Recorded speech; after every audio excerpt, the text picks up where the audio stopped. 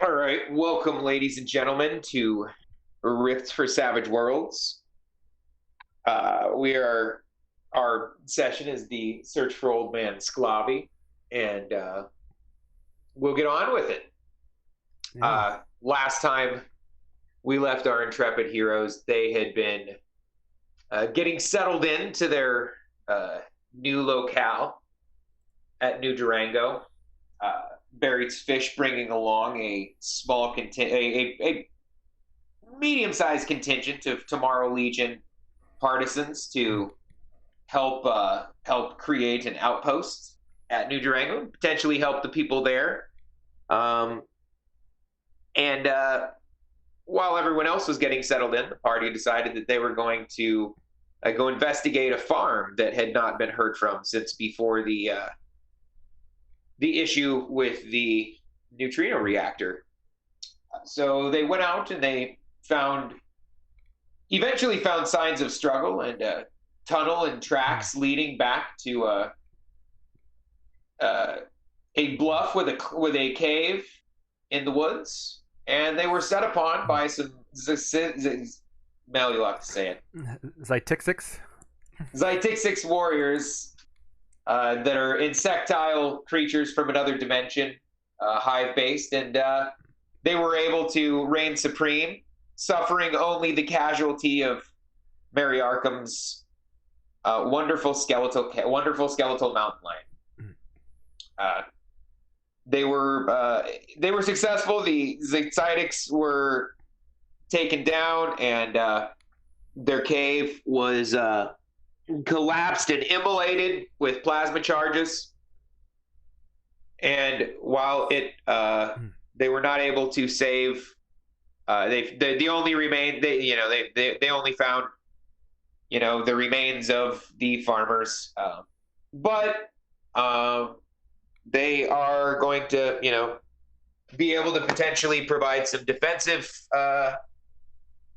personnel and fortifications to that farm so that others can go out and work there in safety. So that was the 12th of April. You guys are you had heard a few things around town, but you're gonna have about a week. No, we're gonna go 5 days.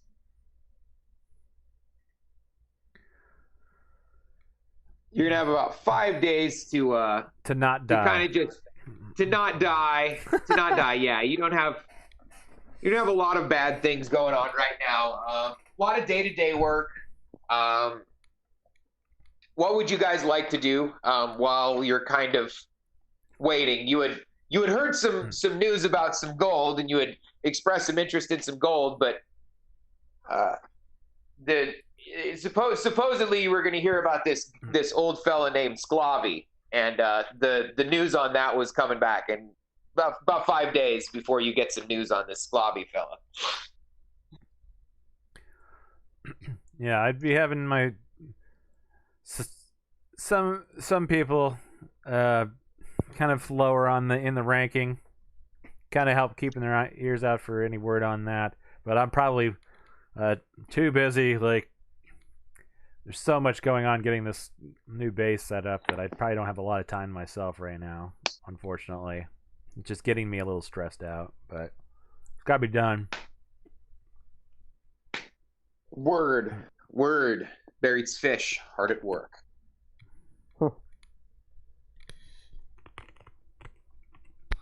I made it at least once to Jacoby's new place he set up here to see how he's doing. I'm not sure. I think he's probably still not officially open yet. Probably, but he's getting close. I'd imagine. Yeah. I mean, it's one of those things. You know what? Jacoby probably would have invited you in for sort of be the pre-opening. He would have brought you into, just all of you guys probably would have invited you in to see how things are going. It's like a training day for the new staff before they open it up to giant crowds. Like, make sure they know how to mix drinks properly and Yeah, and he'd bring out the good stuff. He'd bring out the really good stuff. And he would probably offer Spike some of the dragon liquor again. Pass this time. Didn't go so well last time. No, it didn't. I mean, it was a weird neutrino reactor awesome. beneath the town that was probably making it worse, but still, it didn't work out so well for you. Yeah. He wants to, because he's like, ooh, but it could be awesome this time. It could but be. Yeah. He's too smart to do it twice. And there was much He may be a crazy beatnik, but Right. purple spots all over your body and uncomfortable feeling for a week. So aside from that, Spike and Mary, what would you guys like to do? You have some days.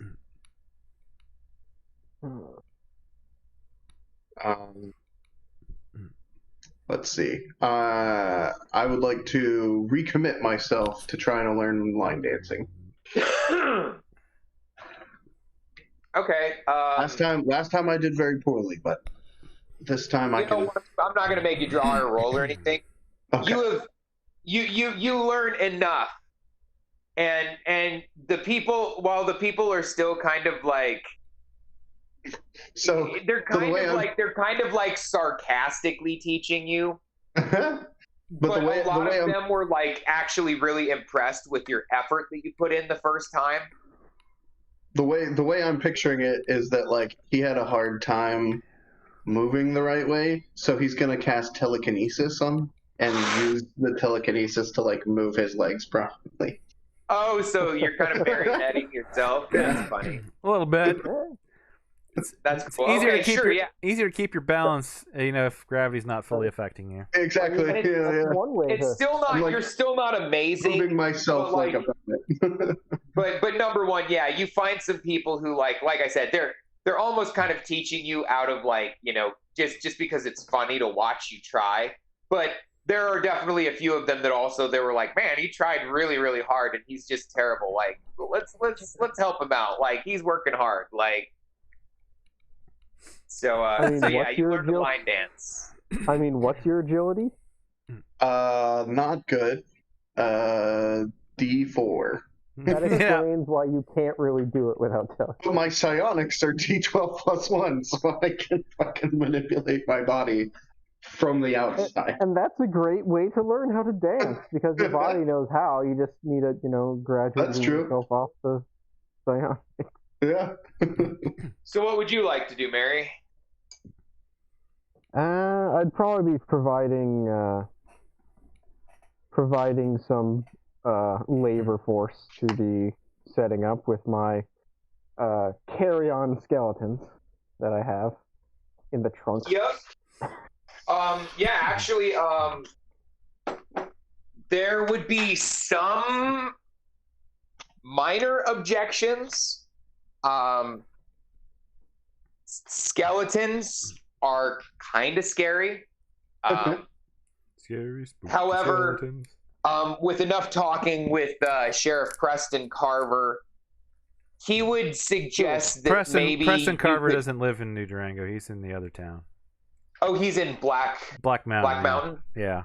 Gotcha. Okay, so no. Here, So we'll put them in There's a context. sheriff Yeah. here, but I never named him, so that's up to you. oh yeah, because he's the juicer, right? Was it the juicer that was the sheriff in New Durango? I feel like it was a juicer or someone who was. Yeah, a former juicer. He was DG. Oh, former. Okay, if so I sure, remember yeah. correctly. We'll retcon it Well, that way if we're wrong, and that's what No, it is that's now. fine. Yeah, juicer or former juicer. He's just the sheriff for now. Yeah. How about Sheriff Yeah. Mel Johnson? Sheriff Mel Johnson. Yeah, sure. There you go. Olson Johnson's right about Howard Johnson's being right. That's right.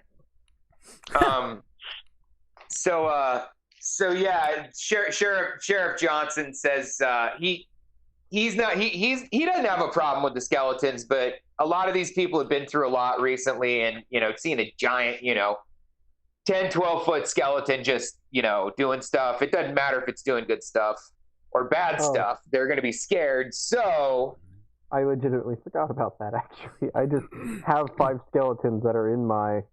I have 5 but skeletons he would actually say that, like, with the issues of the that farm being cleared out, some of the people that they're sending out right now are just going to be soldiers and technicians to set up defenses there. So yeah, you can spend a couple days having your skeletons help, set up some sensories and sensor pods, and Does this town have 10-gallon hats? Sure, yeah. Okay. I will buy 10-gallon hats for the skeletons, so they are less scary. What kind of quality? I mean, well, I don't care. They're skeletons. They should probably not great quality, so that it looks like maybe they died with those on, right? Maybe dust them up a little bit, put a couple holes in them. Fletcher being the liaison and working with quartermastery he'd be able to find you a few. They fell off the back of a truck. So the skeletons, there is not a big enough one for the giant. Sure. Does my oversized one fit him? I mean, no. I mean, the giant's head is like. Sure. I mean, yeah. I'm trying to think of something that would be of comparable size. Like, we're talking the size of, like, the Mac, the ugly Mac, the one all-in-one Macintosh computer, like the old iMac. The iMac, or whatever it is. Yeah, translucent blue pieces on it and stuff. I would say that's about how big the giants' heads would be. I mean, they're size 3. They're like 12 feet tall. I'm just, I'm scaling up. So sure. I mean, if it's 12 feet tall, then it's probably twice the size of a human head, at least. Well, yeah. Well, actually, probably more, because when you double the volume, the cube squared law, or whatever it's called. You cube the mass. Yeah, that's true. So yeah, it's probably 3 times. That's why Ant-Man would collapse in on himself. Yep.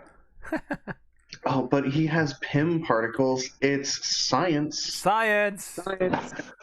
Sorry, yes. Sorry, tangent. But we digress. So you are able to definitely get some hats for these skeletons aside from the giant.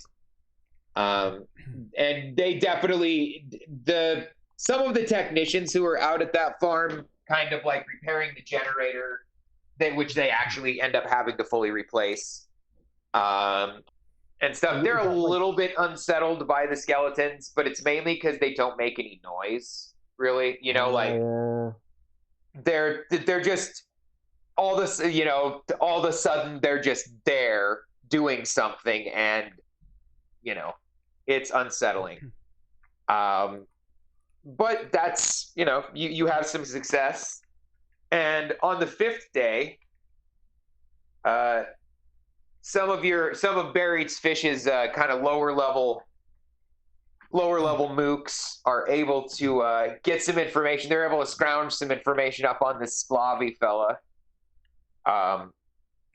Seems like he's a prospector and a survivalist. He's been around for several decades, as far as these guys, as far as your underlings are able to figure out. Okay. And he supposedly knows everything there is to know about gold legends in this area. And as far as they have been able to find out, he lives in just kind of an old bushranger type shack out in the middle of nowhere. Let's see, where's the map? I'll take you to the map. Maps are good. At least to the overland map, so we can kind of get a general idea. Yeah. He lives.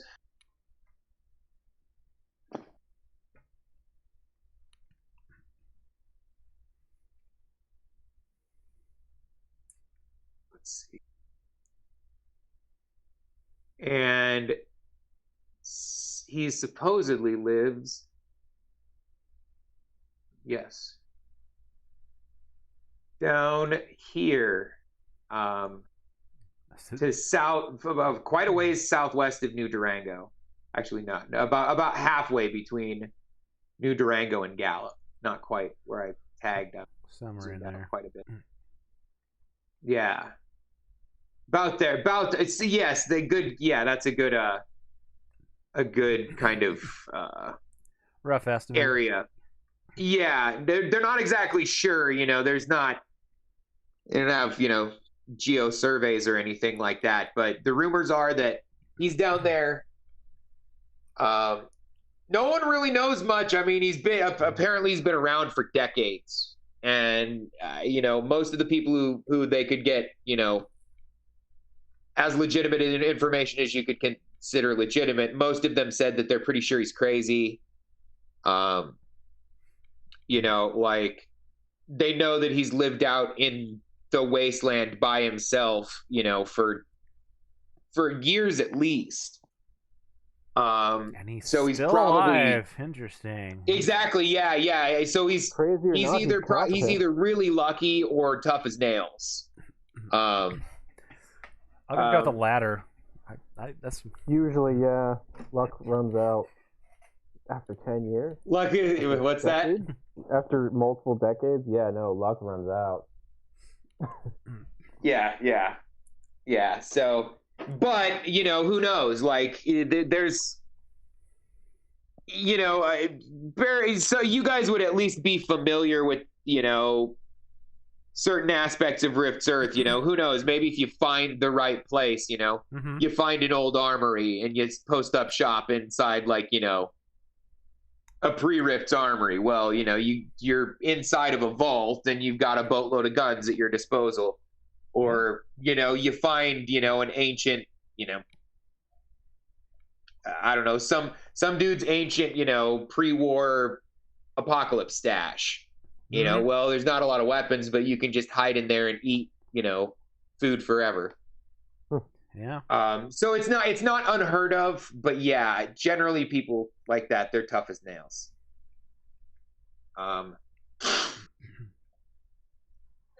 So you have a couple options here. The terrain that you're going to be crossing is, I believe we're on the west face of it's here. Hit the Google Maps to just be sure. Yeah.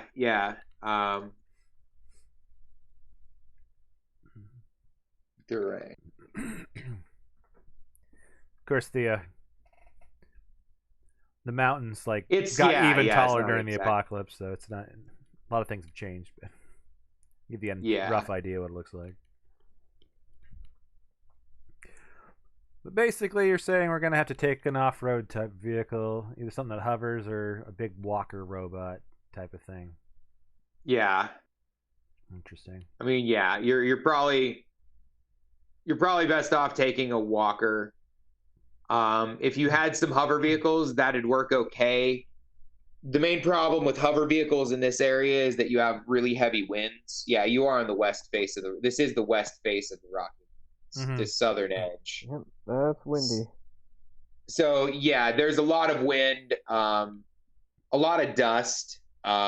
So essentially the hover vehicle would maybe get you there in, a day or, but it may not make it that far. The maintenance may just be too much. Yeah, it'd be spending several hours a day just cleaning the dust out of the vents and stuff. Maybe more. Maybe having to stop every hour to clear the vents too, depending upon how bad it is. Circumstances. Yeah. Well, I think our friend Erica has an ogre robot that she can check out and use. So maybe we go tell. Well, it is assigned. Like she and the robot are assigned to you, to your team. So I mean, I'm sure we've had it used for other things during the week potentially, but yeah. Oh, absolutely. It more than likely would have been sent out to the farm probably to help with the skeletons. I think it's time the skeleton picnic. Re-requisition that and see if she's ready to head on a nice trip down south. Actually, even if the robot's there, the farm was kind of south too, I believe. So we could meet up. Yes, with you her could. there. You could. Although the robot is not supplied for a trip right now. Oh. It's it's. I mean, you if worst comes to worst, you could, but since she wasn't planning on a long extended trip, she would mention. She doesn't have it supplied. Yeah, she get her butt back here in New Durango, and we'll get things. Our level Porcupine Command text to double check it out for a long trip, make sure everything looks good, get it supplied for a long excursion down south, and maybe we'll head out in a day or two, and whenever they think it's ready to go. Yes. It is going to take them 2 days. It actually doesn't take her that long to get back. Because it's 10, 15 miles out. It takes the techs about 2 days. Doesn't actually take them that long to repair it. But they do spend quite a bit of time trying to optimize some of the internal comfort systems. Because it has a small bathroom with a toilet and a shower, and it has a really big water reservoir and recycling system. So there's a fair amount of comfort, but they're trying to get the most out of it. They're also trying to rearrange the things in the small kind of like engineering repair bay, so that they can store. So that Rogers can easily get in and out of there. And the final thing is they aren't going to figure out a way to. There's just no room for your skeleton giant to go inside. So they are going to. So they create kind of a pouch, a big pouch. Like just a giant bag that they're going to attach just attach to some attachment points on the back of the robot. Just hang up out there. Yeah. Pretty much. It's not going to be, it'll be, it's like one of those giant dumpster bags, those, you can fill them up and get them taken away. It's not going to be a problem with the ogre. You'll discover with the ogre that it's not very fast, 35 miles an hour, maybe 40 on a good downhill. But that speed doesn't change much. And you get a nice level grade. Yep. And you get the fires hotter than hell and damnation itself. Might be able to get it up to 40. Yeah. Anyway, yeah. How many passengers and can we fit in here, and then also have reasonable amount of supplies for? Okay, so in the command cabin there are 5 seats. There are room comfortably for 5 passengers in the command cabin. There are 4 individual sleeping quarters. They're not very big, but and then the command cabin can be turned into a sleeping room as well, with basically just some fold down cots and the seats fold down. But you could have up to probably 9 people comfortably. Not 9 people rotating comfortably. Yeah. Like you could have up to 9 and you would have supplies for a week or more. If you want to, if you want to pack extra supplies in, you could actually get quite a bit in the cargo bay. But then your cargo, that's, that's, going to take up, some room.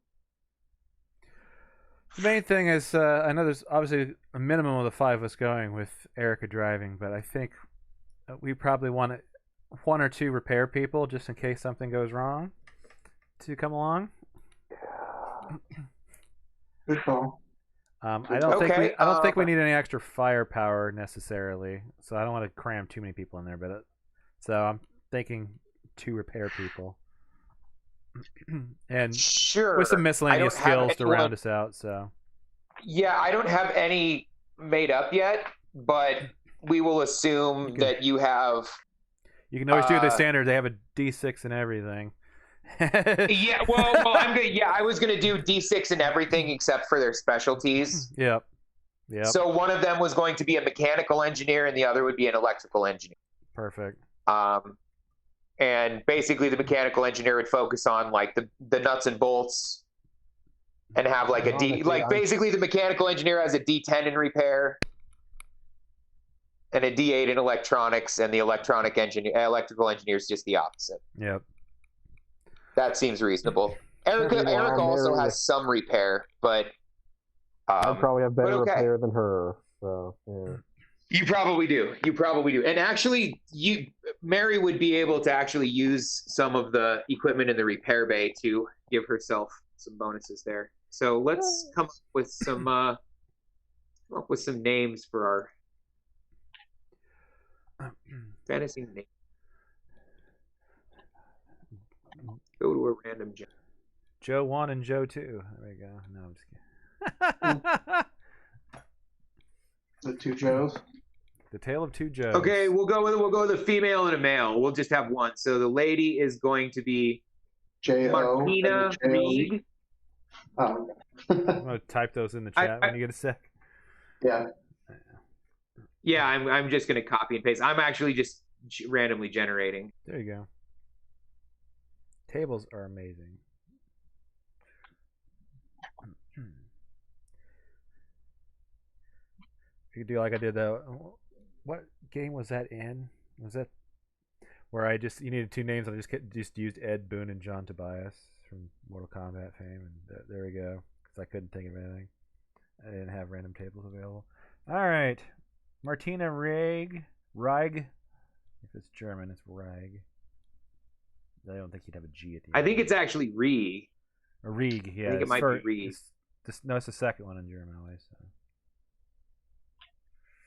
I think, right? No, I don't remember. It's been too long, and my brain is fried. And then Oscar Status. Oscar Status. All right, we'll get Oscar and Martina. Thanks for coming on board.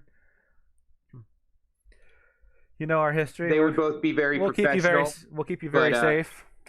We have the skills if something goes crazy wrong. We're not expecting to, but it's you should always expect something to go wrong.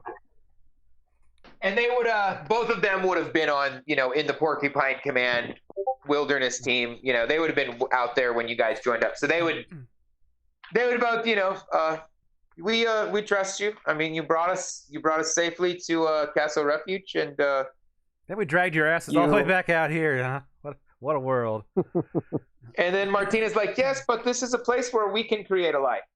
There's nobody else out here. Mm-hmm. And kind of just shrugs, like, and then she also kind of like, very, very like kind of like obvious, like wink and grin says, and I hear you're looking for gold. Nice. Yes, that's the rumor. So, well, we're gonna see if there's any truth in any of that. If we can find this prospector, he supposedly knows a bunch of stuff. But all right, so. But wasn't there some people that have kind of gone missing looking for stuff lately, and so they go find the prospector and never return? Yeah, well, and it seems like, I guess another thing that you would have heard, that's another thing that they would have told you, is that like most of the people that like, kind of went to look for Slkawi never really either they never came back, or like the rumors about them are like scarce at best, like Mm-hmm. it's like no, I never saw him, but I heard he was down in Puerto Vallarta or something like that. Like Send him on some. those kind of stories. Slkawi sent him on a goose chase. Like, well, there's a treasure down there if you want to go check it out. Here's a map, and yeah, exactly. Who knows? But it's like and now they're down here somewhere getting eaten by vampires. You never know. You may be eaten, yeah. I mean, and you may just be eaten by the Gru. Mm-hmm. All right. So, is there anything special that you guys want to? Is there anything you guys want to bring along in addition to some supplies? Like for supplies, Erica is going to, for 7 of you, she's going to be able to pack. She's going to easily be able to pack 10 days worth of supplies. We can always enhance that if we have time on the trip. If there's things we can hunt to supplement our food, then that makes that last longer too, if it comes to that. So, well, her main concern is food. Like you guys have food for probably a month. Okay. And the water recycling could potentially work for a month. She's more worried about maintenance supplies. Maintenance supplies.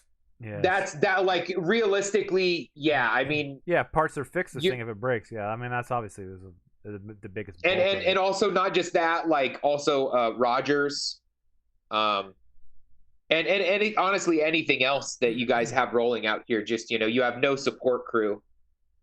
You do have you do have one sort of like troubleshooter at Durango. There's a mercenary who's kind of a power armor pilot and a repair tech. And if you really got into big trouble, you could probably pay him to come out and help you. But you'd be you'd be putting the Tomorrow Legion. You'd be writing a big check with the Tomorrow Legion's name on it. Like. Yeah, no, we're not gonna do anything crazy. Crazy stuff's just gonna happen to us. We'll deal with it. The only other thing, were we within radio range of New Durango if it comes to that? Yeah, because it generally goes up to 100 miles. You will know that, like around here, I mean, with the mountainous terrain and stuff. Well, we get to a high point. Yeah, if you got to a high point, like as long as you're at a high point, you'd be able to get to New Durango from probably close to, if not all the way there. But unless you're in a high point, I'd say 10 to 20. All right. We'll just use the stuff that bounces off the ionosphere, and it'll be fine. Our ham radio, which still. Yes, actually, since all of these, all of the robots that you have been upgraded communications and sensors. It still only goes about 100, 200 miles tops due to all the ley line activity, but it's better than It's better than nothing. Let me see. All right, so we should be fine unless we have to go on a wild goose chase much farther than that. Yeah. I can't think of anything else unless anybody, Mary or Spike, do you have any ideas? I can't think of anything. No. We have so much power among ourselves, I think we'll be fine. We'll figure it out. Mm-hmm. Hopefully. Hopefully. It's just a shame that Midnight is, a little down the weather. Yes, not able to make it. Midnight was having some issues remembering his past, and the Lince Real had told him that that he was a member of their sort of tribe, so he's gonna go talk to those shamans, and if see what he can figure out about that. He's having a bit of a crisis of identity, I guess. Crisis of identity, man. Crisis of identity. Poor guy. Yeah. Poor guy. So, the Lince Real, they're pretty good at cloud magic, so who knows? Mm-hmm. Maybe he's just one cloud over. And on until morning. Mhm. So you guys will be able to get a pretty good idea of which direction you're going. So why don't one of you draw a card? Sure. I like cards. We'll have for traveling. Ooh, that is a clubs. And it's a face card. That is a face card club. So that is an obstacle. Face card or higher represents an encounter. So Mel drew that. Who is next over? Mary, why don't you roll a D2? Okay. Flip a coin. Yep. Cool. Tails. Okay.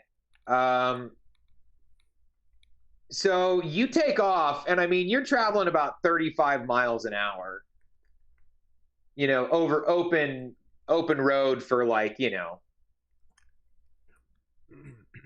Well, what? maybe an hour. You get just past the farm.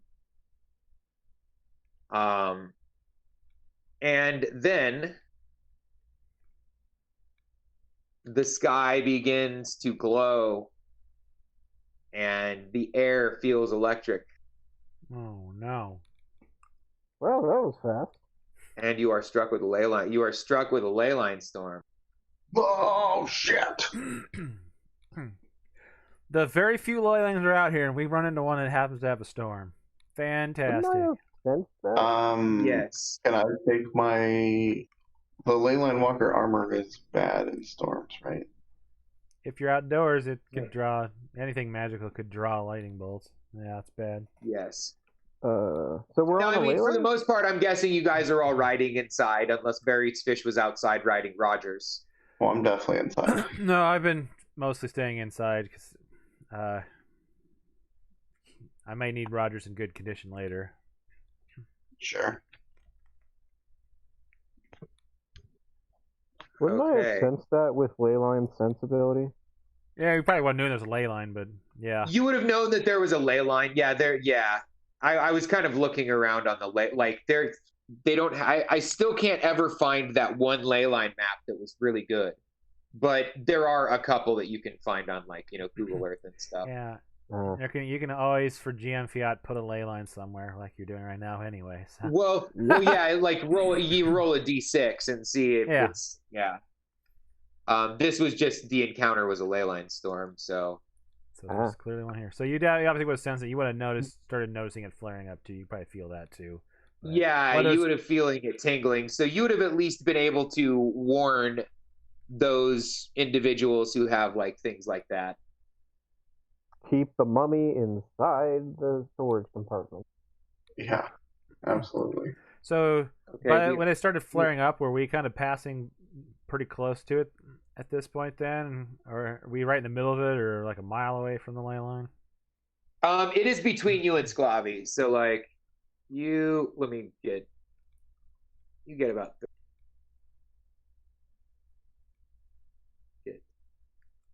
get to about. And I would say let's see, you can see my line. You think that the ley line's about maybe like, see, wrong. I'm looking at two different maps here trying to figure out. Good point for once. Yeah, kind of like trying to figure out a natural place. So it's kind of like there's kind of a lowland between you and where you think Slkawi is. You think he's kind of on the uphill of a kind of a mountain there, and you're kind of going downhill. You can see Mary can sense the line from where she is. It's close enough. Yeah, so Slkawi's on you're his on the own. downhill. If we're far enough it's away in front of from you. it to not really be affected by it, then we'd stay back. Otherwise, we'd turn back for a while and get away from it. And then if it's in front of us, until it passes. Trying to just walk through a ley line storm is a terrible idea. Yeah. Yeah. It's gonna delay us, but we'll make sure we're at a plenty of safe distance. So why don't yeah, you're still gonna have some sort of challenge. So why don't you why doesn't one of you make a notice roll at the -2?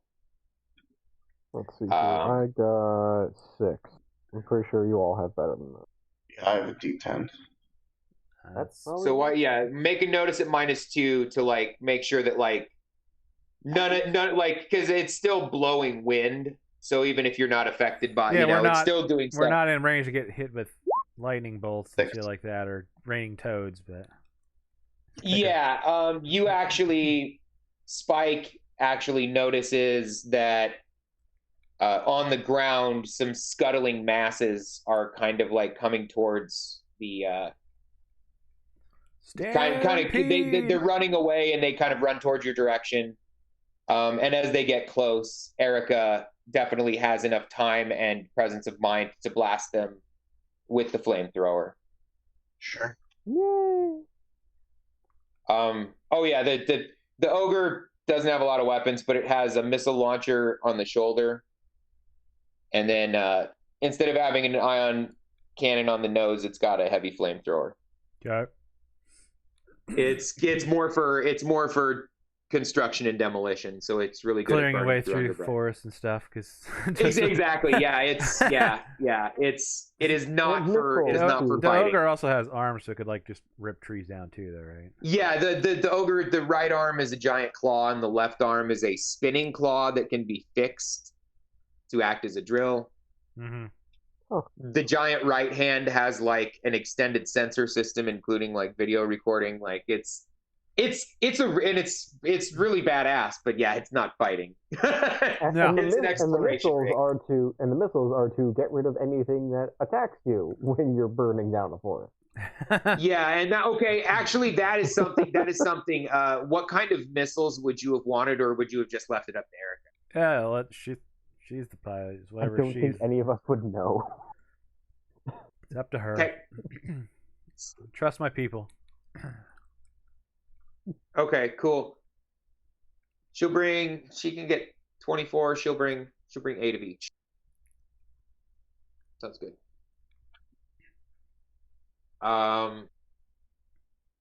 So yeah, so that stops. You would all notice that like there's some really big wind gusts come up, and like, even though, they're pretty strong, you can hear them hammering against the robot. The robot doesn't even budge. It's pretty stable. You would guess that it would take a lot to actually knock it over. So that's comforting. Yes. Very good. So the storm passes. The line kind of, stops crackling. So why don't how would you like to proceed?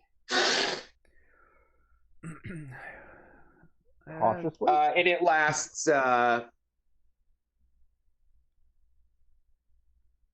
shit. 2 hours. Yeah, not bad. Well, once it's cleared up, we'll just proceed as normal, but we'll keep an eye out for. Well, Mary, did you sense any nexus points nearby, or just the line? I mean, that's a question for the GM, obviously, but does Mary? I don't know, GM. Did I? Hang on. Yeah. Give me just a second. 2 hours. Storm.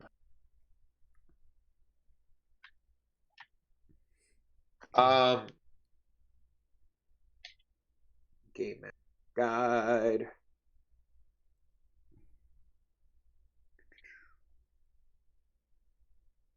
Now, basically, if she sensed a ley line nearby, we're gonna be extra careful in case a rift opened and dumped something out. If we don't really sense a nexus point, we're gonna just proceed as normal.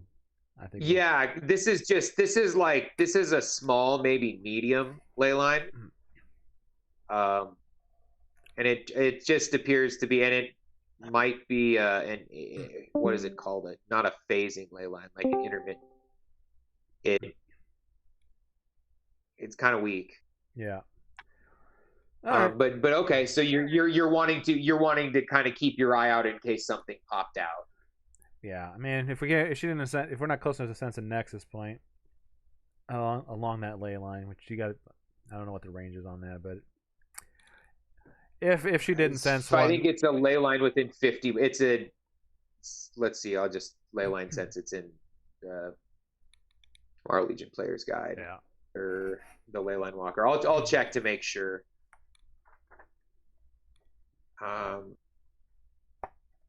I don't think there's anything within ley line awareness. Ley line. It's within 10 miles. Yeah. Yeah, so it's just at the edge of where you can sense it. So even if we'll just keep that in mind. If we do get close enough to so you can sense a nexus point, then we're gonna be extra careful in case something pops out. Otherwise, we'll just proceed as normal. Yeah, and I mean you can sense any nearby rifts within 10 miles.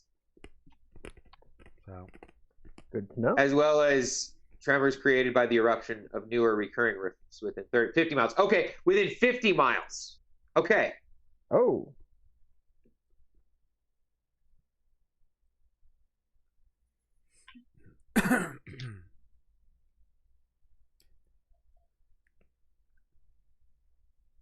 Yeah, you think get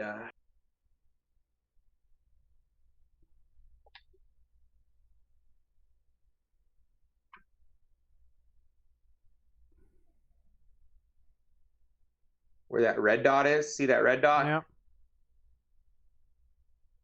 Mary, you would guess that there is potentially a recurring rift or like a phasing rift there. You don't know. It's too far away and too indistinct to know if it's opened recently, but there's kind of like an echo there.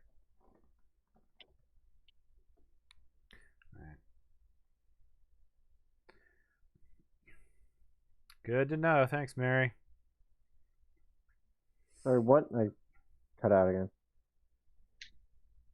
Just that there's a. Are you? You sense the rift That over ri- there and let us know, and I thank you for it. It's not. Okay. Seems far enough out of the way right now. It won't immediately be a problem. If anything did pop out, the chance that they would actually find us from there. Onward. Let's go. All right. So why don't Mary rolled that too? So Spike, why don't you draw the next card? And what direction kind of are you going to just try to still go straight line, or are you going to? Yep. That's what I'm saying.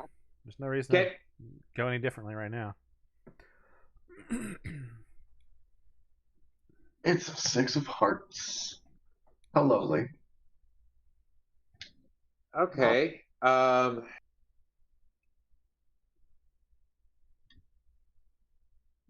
Yeah, I mean, you just as you're traveling, surprisingly enough, it's really tough going here. You're not making really good progress.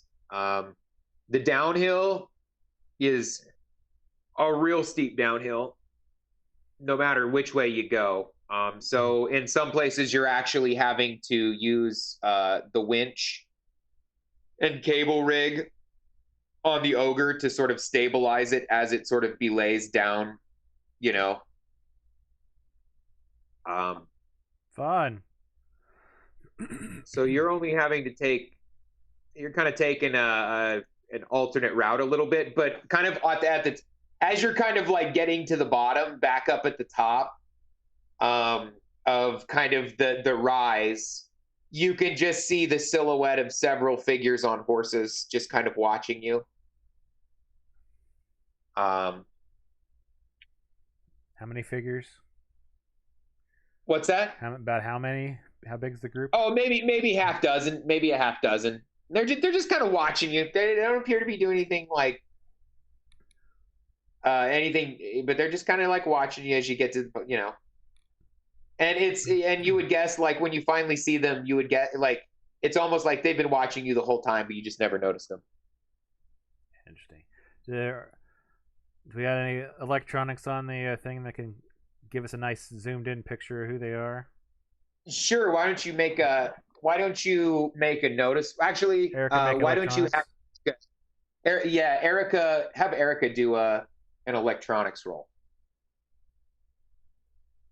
And okay, so yeah, and we'll add a plus. We get +3 because of the extra sensors. Yeah. Oh yeah. They appear to be Native American warriors sitting on top horses. Okay.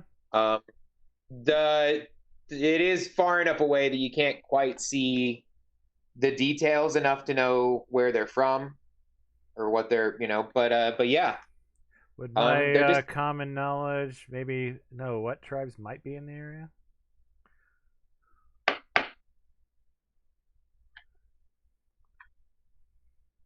yeah. Maybe Sorry, maybe with a penalty. I had my mouth full. Two knocks is yes. Okay. I don't need to roll. So yeah, you could maybe check. It is far enough away that you would be kind of guessing more based on what's in. Yeah, the region we're in. Yeah. So yeah, that would work. I'll just roll it, and if there's a penalty, you can put that on there. Yeah, no. Yeah, you think see these guys. Let me look at Spirit West. Did I force you to look something up? They did. I forget if they're Pueblo or Navajo. Like I think they're Pueblo.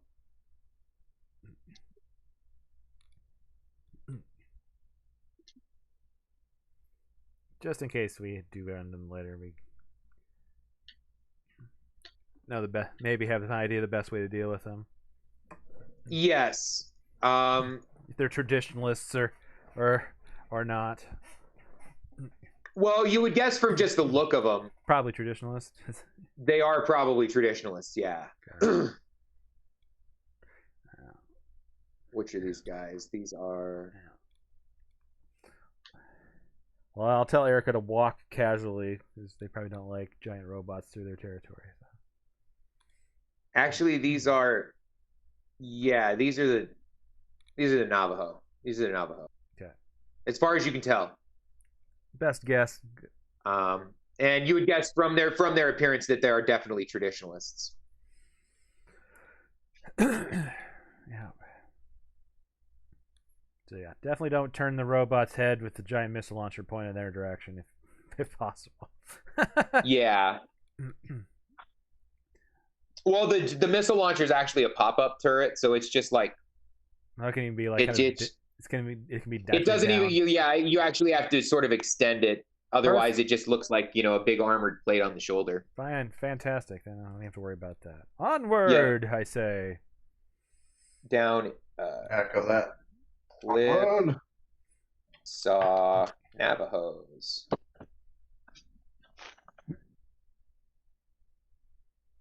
Okay. So we'll start back around at the beginning. Barry's Fish. Why don't you draw a card? Well, we had only 2 cards, I think. Mary didn't draw. Yep. Mary no, because Mary rolled. Mary rolled for the encounter. All right. I'm kind of like just giving you each kind of a. Yeah. You're kind of on more of a straightaway, getting to kind of the uphill for where you think Slkawi is going to be. And you know what? You're just able to actually get to where he's supposed to be, and you're gonna find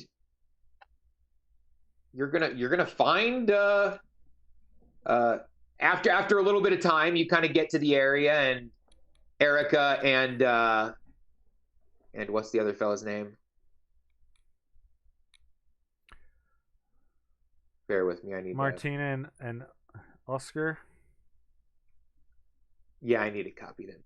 I need to copy and paste them somewhere other than chat. Otherwise, I'll forget. I will forget, and they are people that exist. So Oscar, who is the electrical engineer, and Erica both are going to, after a little bit of time, they're able to pinpoint,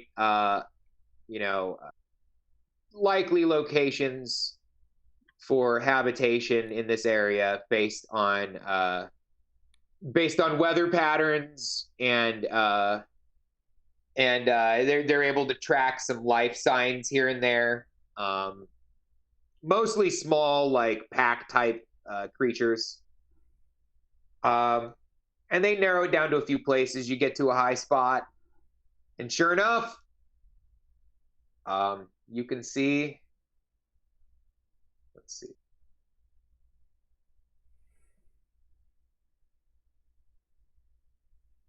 Okay. Sure enough,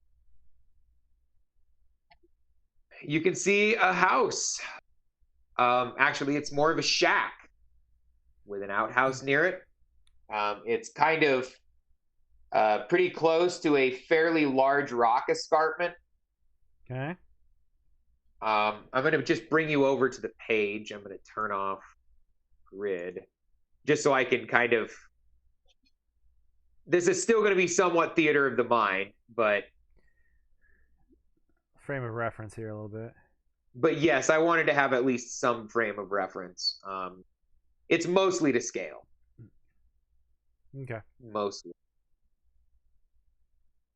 It's mostly to scale. Good enough. Mostly.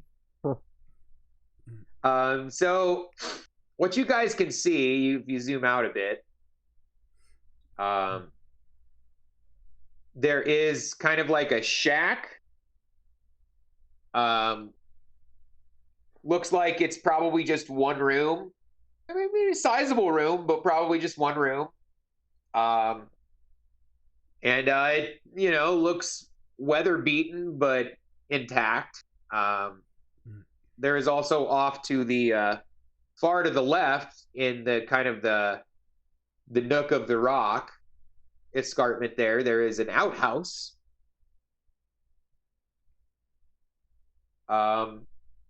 This all of this terrain is kind of on a little bit of an uphill going up left.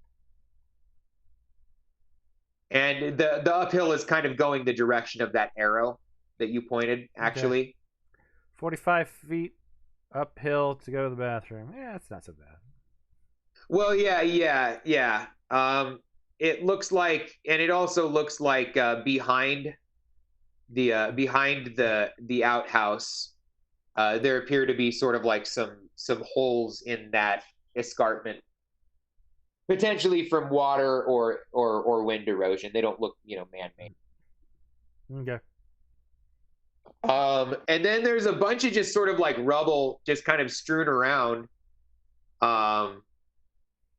Anywhere that those rocks are is more or less impassable. And I would say most other places are going to be kind of difficult terrain on the ground. Because it's just... Yeah. Are you familiar with what scree is? What a scree is? It's basically an inclined hill that's covered in gravel. Oh.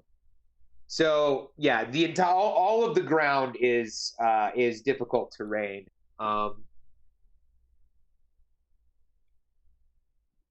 But yeah, what would you guys like to do? You kind of like, I just put your tokens there so that you can have them. You don't have to be there. You can be kind of where you want. I would maybe suggest putting yourself kind of a similar place to where you want to be.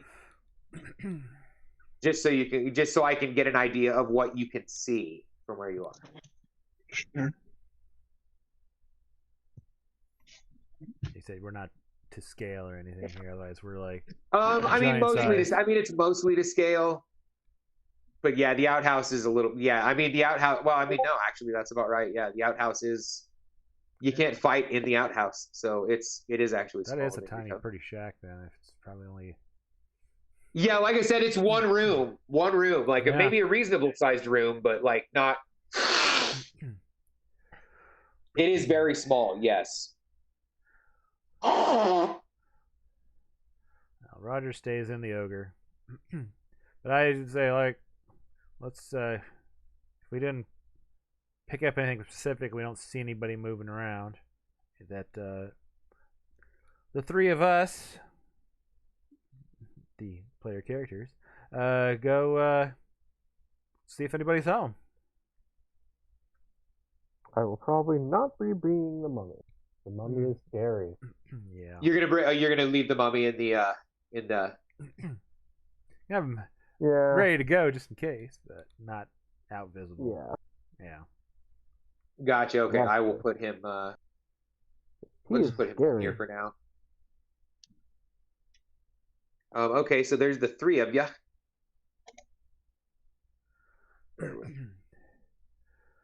All right. Well, let's. The little extra ledge here is where the door is. Little awning, part sticking out. Yeah, it's like sort of like like a door or like an awning over the Yeah. base. So we'll just walk up on this side of the building here. Like pretending to look like a real cactus. Why don't you guys all make notice rolls while Yeah. you're I'm around gonna here? say if there's any window stuff, kind of look inside as I'm walking up there. I'm not being extra sneaky or anything. I don't want to act suspicious or like I'm trying to sneak up on him or anything. I'm trying so hard that I can't notice anything. That's okay. That's okay. Well, you were going to like your inability to notice will possibly improve your ability to not be noticed. Perhaps. All right.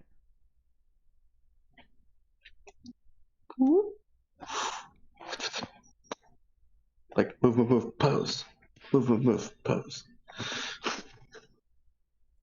And Mary. What was it? Notice roll.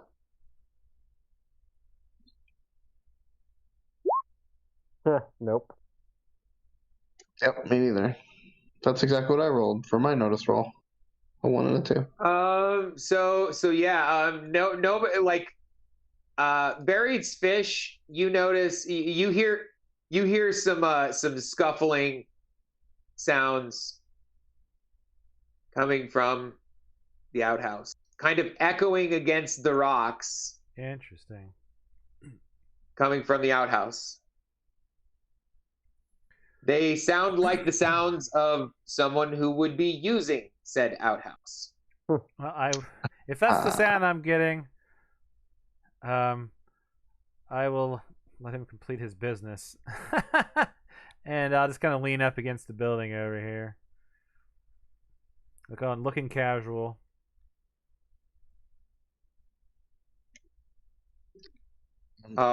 Okay. Well, Do you relay anything to us about that? Because we didn't hear it. So if we've got radios on at this point, I don't know. I might whisper it through that. Well, we're close enough that I can do the psychic switchboard. Oh, the psychic switchboard. Yeah, I would. Yeah. Kind of point over there and like doing his thing. I nod like I understand, but I still don't quite. you and Fletcher both. Yeah, because we had that whole discussion about my character. My cactus guy doesn't poop, so he doesn't quite get it. Doesn't quite get it. Yeah. But he pretends like he understands. All right. And he'll lean. I'll lean against the air, the way that he's leaning against the. Like I have the same pose as him leaning against the house, but I'm not leaning against anything. So, let's see.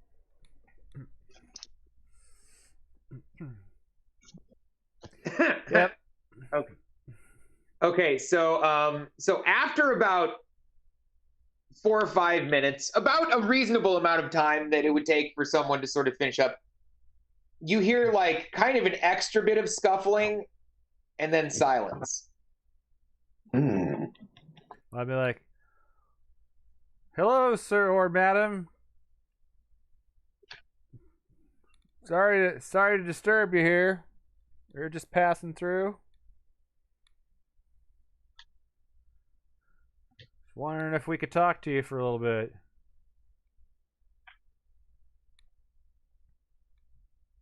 We'll Why wait. don't you guys all make notice rolls?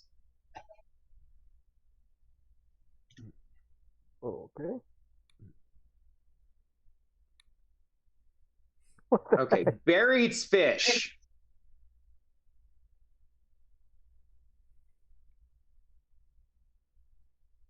It takes maybe a minute or like maybe after about a minute, but the door beside you, like you can sort of before he opens the door, you kind of hear like you hear kind of a little bit of a scuffling on the ground inside this building, and then sort of you hear the door creak open a little bit, and you see two barrels of a rifle pointing at you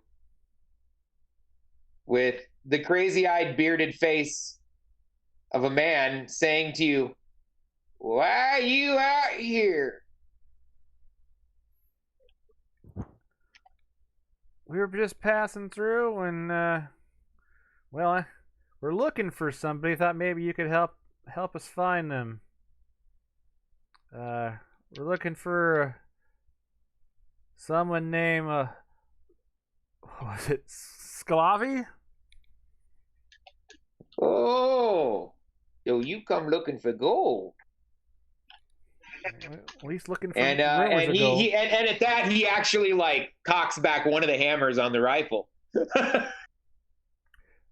Since it's psychic and I don't have to do anything, I'm going to cast deflection on myself. Just in case he. That's fine. Yeah, as an innate, sure, you can do that kind of just in passing. Yeah, while we're talking, I would just throw that out there. Go for it. Yeah, do that.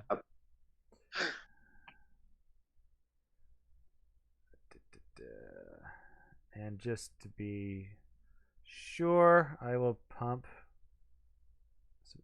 a couple extra ISP into that. For, let's see, what am I looking for? The Master Psionic, or Major Psionic. It's +2 for 1 and +4 for 2. Yes. Okay. Yes.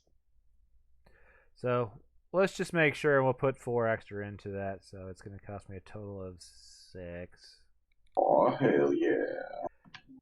I don't need to be shot in the face right now. Really? All right, Benny.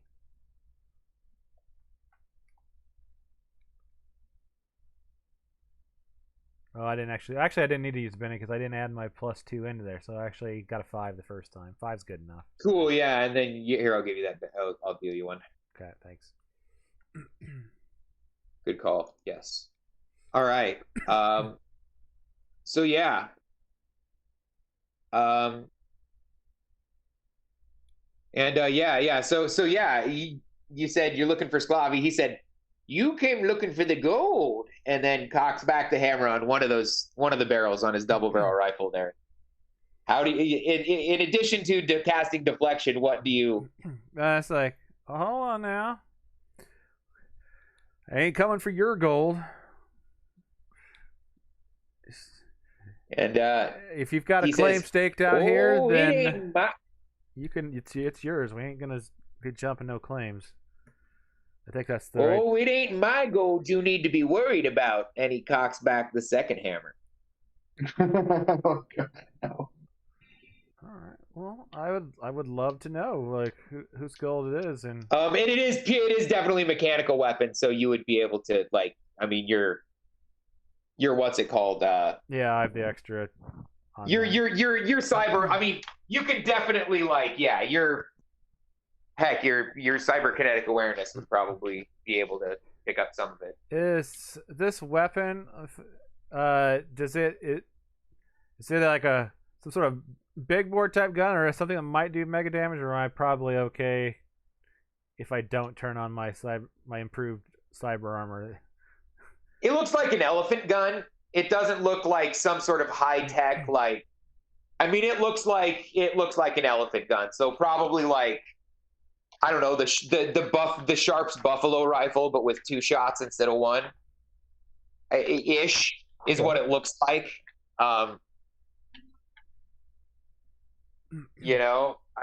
It doesn't seem magic or anything. Okay. It just looks like Yep. I just need to know if I need to deal with gritty damage or not, and then put something up. So I'm not gonna bother. The deflection will be good enough. I'm gonna think to Spike. If you can sneak around and put him to sleep, he's pointing a gun at me, but don't hurt him. He's at the outhouse, right? No, he's He actually. You're not sure how. I step back. Make sure I'm stepped back enough so you can kind of see me looking at him. Because I definitely have my hands away from my side, so I'm not reaching from you're anything. you're not sure, but the sounds in the outhouse maybe weren't him, or he has some way to get between the outhouse and there. Gotcha. Okay. Let me see what I can do. I don't know that I'm not very sneaky. I do have a D4 in stealth, but that's it.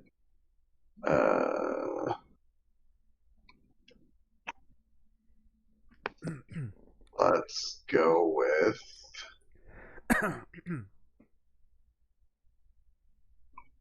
We'll see what you do. And after that, I will probably try to convince him that we're not a threat, and if he wants us to leave, then we can. But we're gonna see what Spike does first. Yeah. And Mary's also. You're also there too, Mary. Yeah. So if Mary, you gotta jump in if you got. He doesn't appear to see anyone other than Barry's fish. And realistically, Barry's the door hinges on the sort of on the upper side, on that northwest corner. You know. Yeah. He's just cracked the door open enough to put the barrel out pointed at you, and you can, yeah. I mean, if I get any sense that he's gonna fire, I'm gonna dive behind the building here. Get out of the way. I mean, yeah, you would guess that it wouldn't take much to get out of his line of fire, but he's just kind of he's an old prospector. I can get to here. Can I see? Would I be able to see him from here? Do you think? No, because here, because he's on the. He's technically inside the house still. He is inside the house here, and I will draw. Oh, okay. With. I mean, if you could see him through a window or something, you might be able to still put him to sleep. I will use the black line here.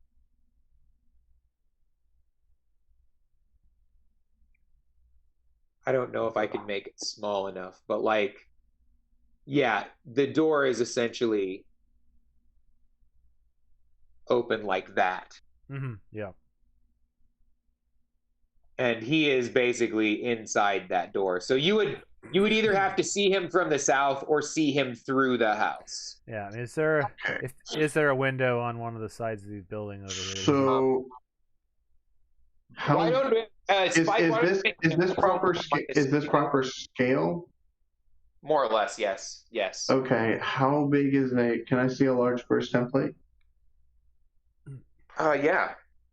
And also remember that all of this terrain is difficult for on the ground. Oh, okay. Because it's scree field. Yeah, that's not something you want to be moving very fast through, or you're just going to slip and roll down the hill.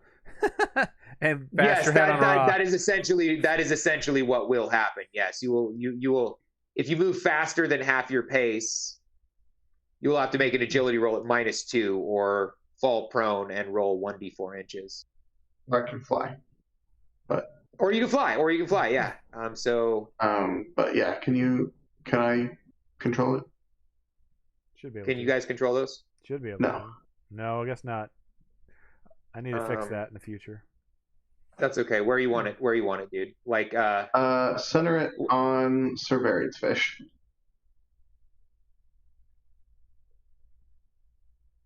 Okay. Since I can't see over there, I can turn Slumber into a large burst template, right? Yes. Okay. Then I will do that centered on Sir Varied's fish. Excluding me? No. No. You could spend one extra to exclude him. I could, but it's funnier. If he doesn't. I don't think this guy's gonna shoot you if you fall asleep. If you fall. All right. Well, if that is what you want to do, then I am not going to stop you. Just Because wake me it'll up get or something. him, right? Yes. I would ask Theoretically, him, if he's first I would ask how far away from you is he? Before I would do that. oh, I see. Scale, apparently. Just inside the building. Okay. Through my Then my thought here. Like, however that ends up working. If I have to visually send that through or whatever. But yeah. No, I can figure. I mean, that large burst template takes up a whole lot of space. The So entire house, and even if he's in the house, then I can be like, okay.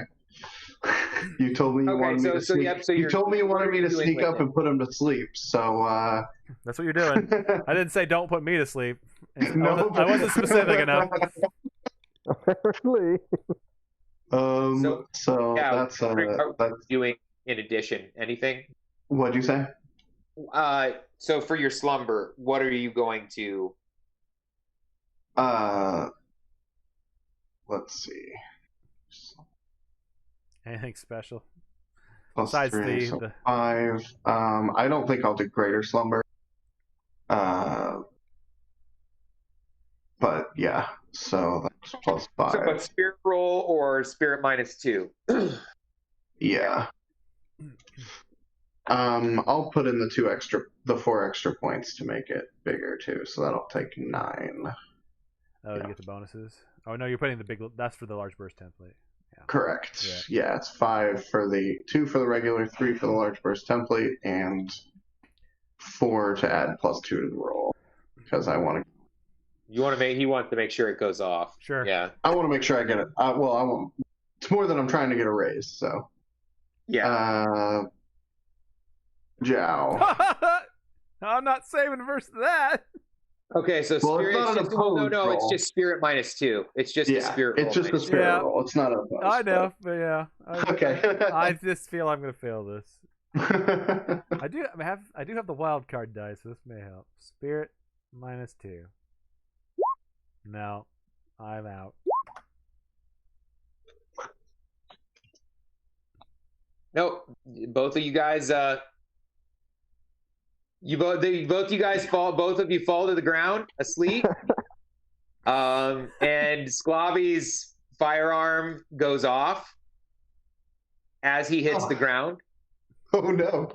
Randomly, huh? It doesn't hit any of you, but you basically That's a big noise. You both essentially wake yourselves up, but his gun's kind of on the ground, and you're both sitting on the ground, and he just kind of starts laughing. Okay, that'll work. The fuck? Meanwhile, Mary's just like, "What the fuck just happened?" Yeah, I was like, Mary doesn't quite know. Yeah, and you would hear the gunshot, and realistically, the bullet probably passed just right over Barry's fish, But no, he doesn't even go for the gun anymore. He just kind of passes out, hits the ground. So we're just gonna assume that the high caliber gunshot is enough to wake both of you up. Yep. That makes sense. I mean, it's not a laser rifle, which is noiseless, basically. Except for the fake sound that it puts out. Yeah. Well, I did look. The science of lasers is it actually would make a sound like a snap hiss because it would superheat atmospheric moisture. Yeah, it's like you'd hear it, but that's not that loud. It's not as loud as the gunshot for enemy. But no, that's like bug noises. Yeah. But he chuckles. He sits and chuckles and says, "Okay, well, it looks like you got the bulge on old Slkawi, I guess come on in." I guess. And he's gonna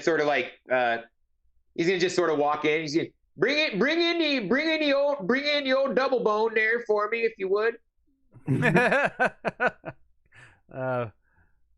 Sure thing. Quaint little shack you got here.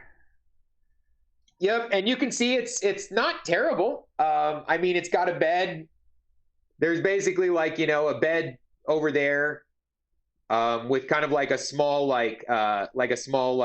miniature depot stove keep his feet warm and just, burn wood. He's got more of like a cooking fire and kind of a table. Mm-hmm. And in this corner here, he has just some things hung up, like, critters hung up and some food. Seems like that corner is his pantry. And he looks to be, putting some stuff in pots. Looks like he's making some coffee. And says, "Well, I don't think I got the kind of settings for a lady or the cactus feller, but make yourselves as at home as you can. Watch the loose floorboards," he says to Buried Fish as you kind of like walk across there. All right. And you would guess that there is indeed a tunnel between the outhouse and here. the outhouse and the shed. Yeah. So Yep. I kind of figured that's what happened. Yeah, you're surprised. He shuffles pretty good for an old timer. What are the other two of you doing? When he talks towards me, I sort of like tip my bright pink hat at. And I agreed with that, and I do the same. I don't have a hat. So. You don't have a hat. Of course you do. Yeah, and you would notice that like he actually takes off his big hat when he goes inside. I would set down my helmet on a table or something, or end table or whatever. Oh yeah, he's got like a like some hooks on the walls, where because he takes off his hat. You can see that like he's got he's basically got like, I'm trying to think. He's essentially got like all of like Larry David hair, like he's totally bald on the top, but while he's wearing his hat, he's got like all that bushy hair. Yeah. But he's just bald as a pie. He's piebald on top. But he hangs up his hat. I don't trust these with these floorboards. I don't trust the hooks to hold my helmet up, so I'm not gonna try to hang it up on a hook. I'm gonna just set it on a table. Okay. Then he's making his coffee. He says, "You forgive, I've only got 3 cups." And he pours out 3 cups of coffee. Well, Spike probably doesn't want to drink coffee, so unless you do want to like absorb some through your. I'm curious about it. Right. No, I've probably before anything happens, before any of that happens, he gives you each 3 cups, and then he just starts drinking out of the pot. Oh, there you go. Yeah, that works. That does essentially apologizing for his bad manners rather than the fact that he doesn't have enough. Yeah, that's. Thank you kindly. And he's just asking, you. I just kind of put one of my fingers in the cup, because that's how I drink. That's awesome. So you do be. You're literally stirring it with your finger as you drink it. That's funny. Yeah, basically. So you be Slkawi himself then? Oh, Slkawi Garcia Ramirez. At least the last time that they gave me a name to have, and that was a long time ago. Long time ago. So there's lots of stories about you going around these parts? Oh, there's always been stories about Slkawi in these parts. Oh, I've been here for a long, long time. I know these parts. These are my parts. There's some good parts. And parts. I can tell you one thing. Tenderfoot like you would have known better than to trust an outhouse that's uphill from a place where you live. Yeah. Well, I ain't no plumber. Yeah, well, you wouldn't survive 2 or 3 days out here. You'd get your own mess in your water, and that'd be it. You'd be dead before you know it. Well, we leave all that kind of work to the fellers out there in the big giant ogre robot.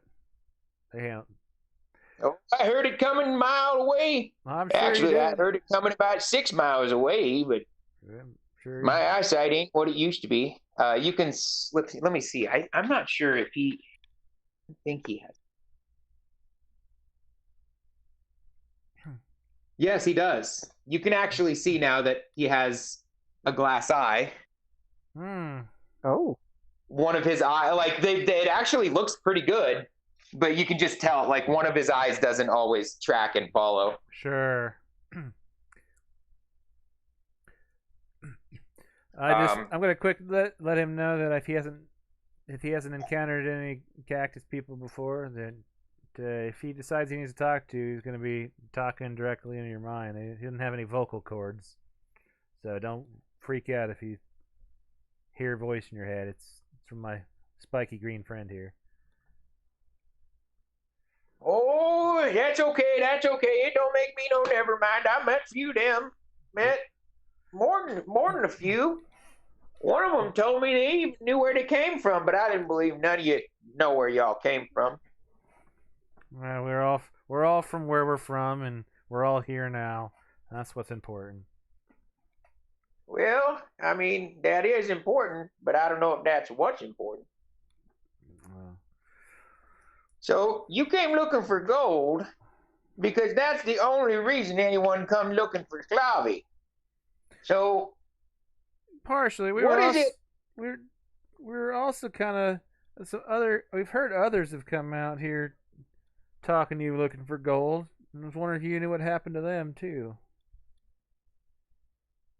Oh well, now they came looking for the gold, and they found old Slkawi. Mm-hmm. And I'll tell you what. Why don't you make a smarts roll, Sir Buried's fish? Him. Okay. Smarts. I have some of that. How about a 9? And definitely enough. Yeesh. And he winks his good eye at you, and he says, "You're tight. You're wound tight like a trap. You're hiding something from old Slkawi. We are. You looking for the gold. You're looking for the gold, but I don't trust you. I don't trust you. You're not telling me the truth." Well, let me tell you. I will use my persuasion, and I will tell him that we are from a group far to the east called the Tomorrow Legion, and we're helping to set up a new line of protection for the town of New Durango up north of here a little ways, about 80 some miles or whatever it was. And heard rumors about gold in here and heard your name pop up, and we could certainly use the resources to help get things set up so we can protect the town and people in the area. Be straight with him on all that stuff, and I will roll my persuasion. Okay, yeah. I mean, you are definitely being honest. So from yeah, you're being logical too. So, and just in case I need some bonuses here, and I can try to get a raise, I'm going to use Benny to try to re-roll my persuasion. Okay. See if I did not get a raise, so we'll just go with a 4. No. Dang dice. Okay.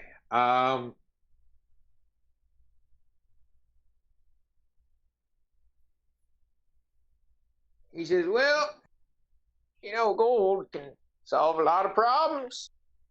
You can cause a lot of problems too, right?" Oh, it causes more problems than you'd ever imagine. Especially the kind of gold that people come looking for Slkawi to find. Kind of gold that I know where it is. It's not the kind of gold I'll ever have, and it's not the kind of gold that I ever want. It's something I wish that old Slkawi could forget about. But, age has taken many things, but it hadn't taken my memory. So sit back and listen to the story of the terrible evil gold of Slkawi. Yes. Now, 40, and he has a very long and a long-winded story about how when he was young, he was from the parts of Rift Earth that were known as Texas, down on the Rio Grande River. Mm-hmm. And he heard stories about gold. So he stowed away on a boat and got up into these here parts, and he started looking for gold. Heard about this Monty fella, and he heard about some sort of Civil War gold. Apparently back, they were fighting each other even before the rifts. And then but then he says, none of them were real. None of them were real. But the stagecoach is real. Did you find They it? got this. You find it? The stagecoach. Oh, it's a stagecoach full of gold, and comes by right on time.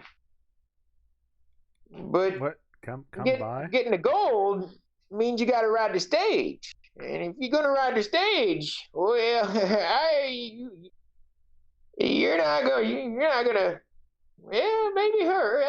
The little one, she might do all right. The youngin', she might do all right on the stage, but the rest of y'all, it's dangerous riding that stagecoach. Interesting. But that stagecoach, it take you right to the gold. And I tell people, hey, I don't want you to go on the stagecoach. And they say, well, I gotta go on the stagecoach to get the gold. And I say, but you don't need to go. You need to go somewhere else, find some other gold. I mean, a man can make money doing things other than looking for gold. I mean, it's a hard living, but it's living. All right. Yeah. Well, A reaper's coach filled with gold. I do like from the sound of it. I don't think we're gonna go ride no stagecoach, but I am curious, Slkawi. What makes our little small friend here more likely to be able to ride the stage? Just out of curiosity, but we ain't definitely sending her by herself. He looks at you and he says, "Well, you can see it, can't you?" I don't. He's got, She looks the same as always to I me. think he knows. I do, but I think he knows. It's like oh, it's the darkness. She knows what's on that stage. She's ready for what's on that stage, but you, she's already halfway there. I catch your meaning, and I know what happens when you ride down a stage like that. I've seen it. I've seen them walking beside me, hanging around this little one. So I know what you're getting at. Well, no wonder the rest of them didn't come back. That's a one-way trip. And I told them, but they don't listen to old Slkawi. They say, "Oh no, we got this and we got that, and oh, I brought me a holy man. I brought me a bottle of holy water. I brought me some torches. I brought me a pitchfork. And it don't matter." They're just like, what would a pitchfork do? At least these other ones make sense. Well, I mean, he is. You would guess that number one, through your current interactions with him, you would guess that number one, he has no interaction with the outside world other than people who come looking for gold. Mm-hmm. Number two, the people who do come looking for gold are generally disgruntled. And number three, he doesn't seem to live a type of life that has any need for extra. So, like, when he's saying pitchfork, he's just meaning something with a pointy end, like... Oh. like his speech is so like just, colloquial and devolved that he's speaking in allegory, not by intention, but just by habit. Yeah. Or allegorically. Well, I thank you for your time and your wonderful stories. I think we're gonna not probably be following the same path as the ruffians that normally come by here looking for gold. Is there anything you need out here before we take off? We got some extra supplies. We can maybe, if you need to trade for something that you're missing out on before we head out. Well, and right about when that happens, you guys make a notice roll, all of you.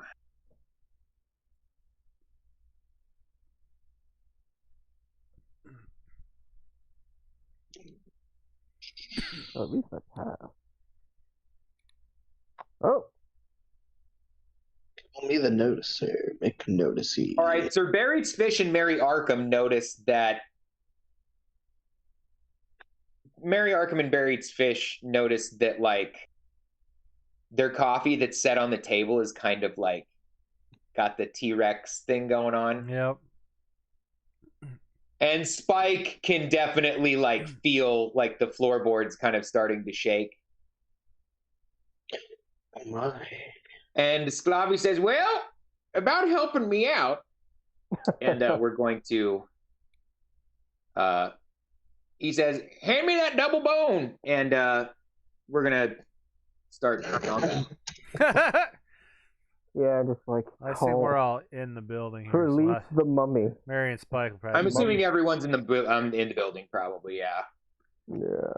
Yeah. I came in because we were drinking coffee. Yeah. With fingers. I'll just. Oh, So, good. A giant monster. The perfect thing for a cyber knight.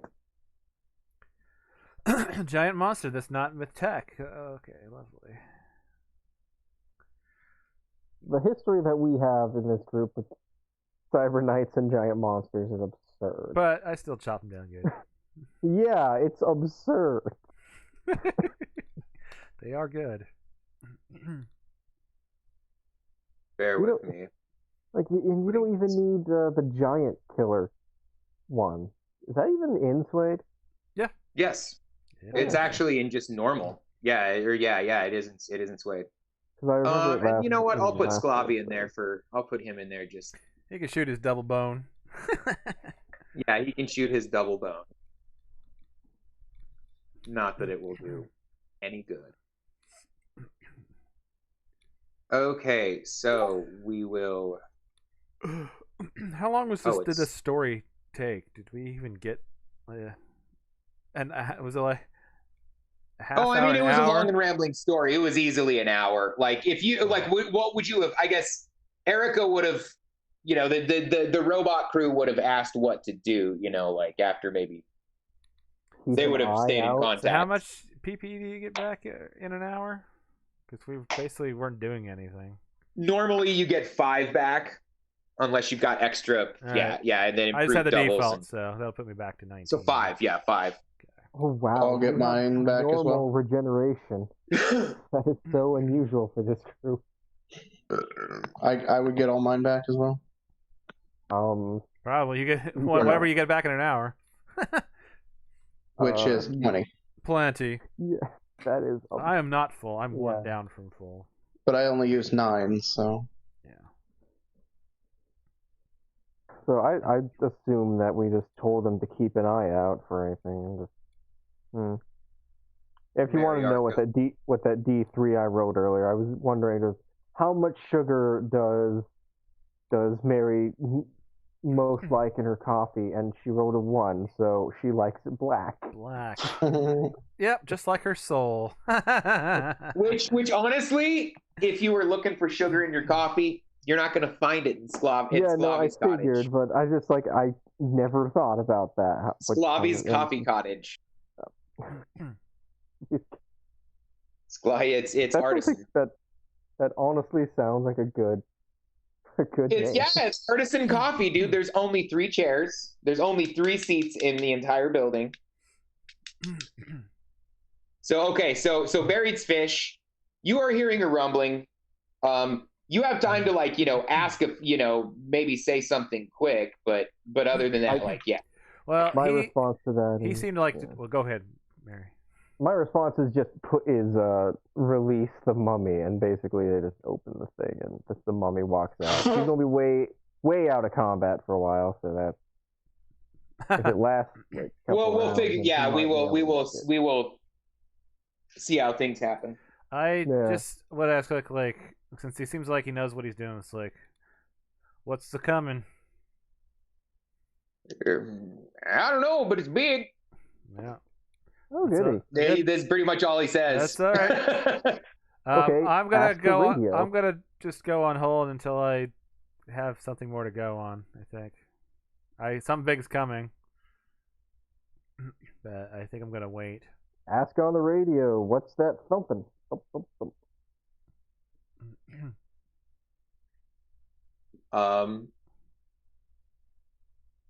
He is going to let's see. He's gonna look out the door. Okay. And make a notice roll, sure. It's hidden.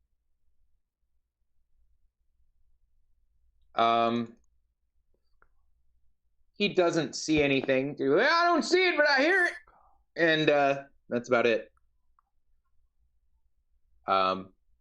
He does. He says, "I don't see it, but I hear it. I'm gonna go for the rocks." He's going for the rocks. Okay. Yeah, it would make sense. So he's gonna run. He's gonna try.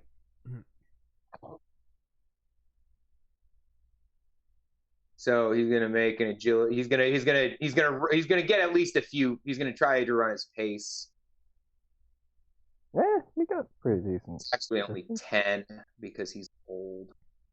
Mm. But that's enough. So he just has to make the agility roll at -2. It's difficult terrain, though, right?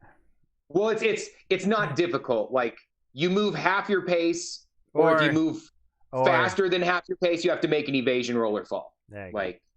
So he's gonna have to do that. That's the easiest way I could do it. So he's at a -2. That works. Oh shoot! He did it. Mm-hmm. So yeah, he's basically gonna get to just the edge there and kind of climb up a little bit. Not much. I have the higher ground. Obi-Wan has taught you well. And that's what he does. Oh, that's fun. I'm going to.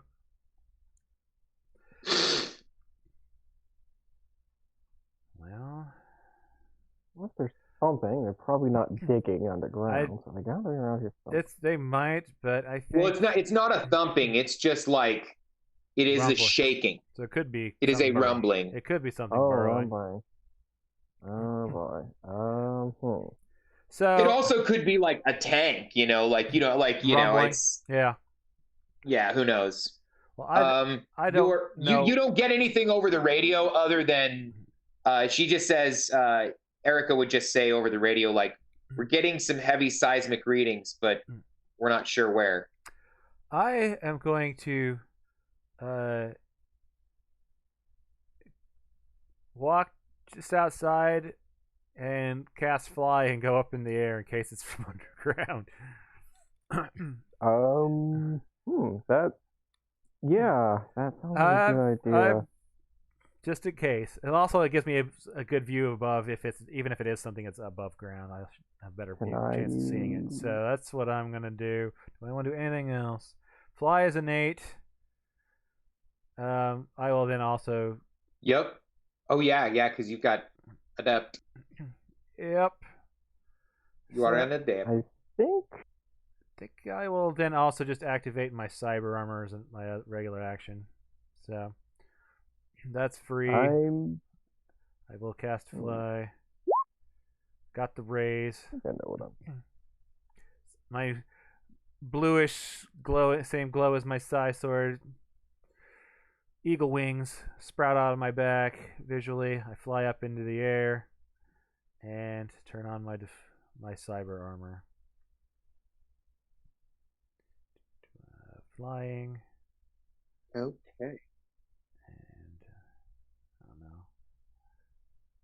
That can be cyber armor. Okay. Do I see anything when I fly up? Maybe on the other side of the ridge or something. I don't know if I got high enough to see over or not. Once you did you make a notice roll? I have Make a not. notice roll flying up. Got a 5. Yeah. You do.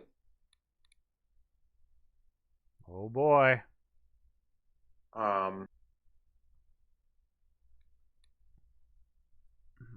You're gonna see the result of it like right after your turn ends. So Okay. Please don't. but yeah, you see kind of a furrow kind of raising Okay. on the ground. Yeah, I'm glad I went up. And then on your next turn, I think this is the one that I put. Yes, I picked the right token. I picked the right one. Oh my God. So yes, emerging out of the ground is it? Yeah, you would see that after, but yes, there would be some sort of a furrow. Over there. There it is, coming out the ground. Oh, hey, it's a giant worm. I know how to deal with this. These don't look as big as the one we fought. No, it doesn't. Or you guys, it looks there. Nowhere near. Yeah, it looks actually. I think Mary's the only one who was there now. Yeah. Like. Yeah. Mary's the only one. But no, these are nowhere near as big. But there's multiple of them. This it looks nowhere near as big or fearsome. If only we had a giant. If only we had a giant fish hook. I mean, it could still easily. I mean, it could still easily swallow you whole. But, sure. So it's going to burst out of the ground and move 3. And yes, and anachronistically roar at you. Yeah. Yeah. Somehow it roars. At least it's not. I don't know if that's anachronistic, but. Or not, but yeah, I mean, it's not anachronistic, but it's if uncharacteristically related on like reality rather than time. Like I think. Oh, sure. What kind of penalty? I think maybe uncharacteristic. I would say. Yeah. Doesn't matter. What kind of penalty on common knowledge to try to identify this beast? No penalty at all. You would. It's a fairly staple creature of the New West. Okay, 23. Yeah, okay. So here are the things everything. About it. This is, by all accounts, a great canyon worm. A giant canyon worm. Giant canyon worms are huge worm-like creatures from an alien world. They inhabit canyons, buttes, plateaus of Arizona, Utah, and the deserts of Mexico, and are occasionally found in New Mexico and Nevada. They're scavengers who feed on the carcasses of dead. When pickings are slim, they will eat garbage and may attack wounded, crippled, or sick animals and humanoids, sometimes even attacking people in their sleep. They can basically they can burrow some. They're not really all that fast, but they can like lash around. They can essentially bite onto you and more or less grapple you and lash around. Buried fish with such an absurdly high common knowledge would know that like there's actually rodeos in the New West where cowboys will like ride these great canyon worms. Like they'll have like a bridle that holds their mouth shut. Yeah. And then they will ride them. That's probably why I know so much about them. I probably have been to one of these fucking rodeos at some point in my distant past. A couple other things. They have an astonishing sense of smell and can detect the odor of blood, gore, or rotting flesh up to 4 miles away. And also smell the chemical slobber released by other giant canyon worms when they feed. Smelling the slobber of another worm tells the giant that others are feeding. and we'll send them fuck. running. So more are probably coming. So, well, basically, once one of them starts to slobber, others will come, and if enough of them get together, it's basically a feeding frenzy. Yeah. Although, again, they're kind of like, they're carrion feeders, so they're not optimally designed to be predatory creatures. Is what They I'm. gotta be is what really I'm very- desperate for that. Yeah, Or they're here for some but other I mean, if reason. one of them's hungry enough, like Yeah. And they'll then, eat pretty much anything. and then the rest will come anyway, even if they're just expecting to eat a carcass. Yes. Yeah. All right. Well, I would base. Also, they can and you would also know that they can tunnel through some of this scree, but like this area would have some bedrock in it. You would be almost 100% certain that the house itself is on bedrock because the tunnel wouldn't be able. You can't tunnel through gravel. Mm-hmm. Yeah. So even if there's a little bit of scree on the surface, that there's Probably not coming up. bedrock under at least the house and the outhouse. Yeah. So they can't come under there, but the rest of you're not sure. Well, I tell everybody to get to high ground or get in the air, Yep. and there may be I more was thinking coming. of teleporting on top of the house.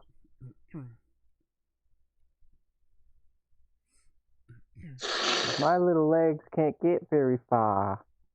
Teleport belt. Yep, that's why I said I think I'm just going to teleport on top of the house. There you go.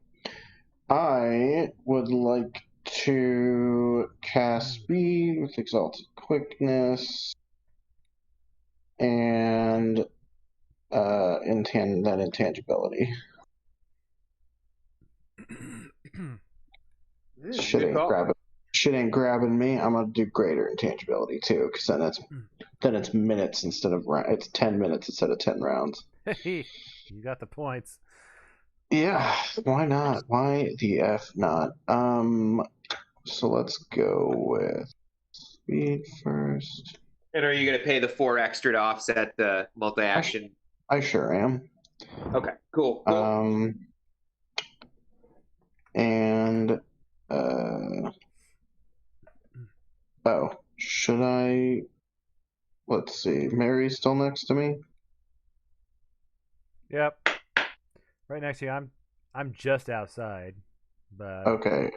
Can I see him? only if you stepped out the door before you cast the spell, I guess. So you could probably see us both if you. Which I could still do. Okay. Yeah, I'll do that. That's fine. Now the door is however much as open as you want it to be. It's not like it's not restrained by any sort of it's like a leather hinge, so it can open all the way back out. So like the door is no obstacle. Okay.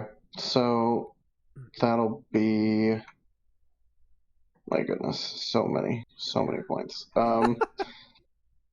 2 for regular speed, 6, then 6 for exalted. 6 for exalted, then plus 2 more for people. Plus 4. That's 8 plus 4, so 12 points for this. Yep. Yep. Know it. Let's do it.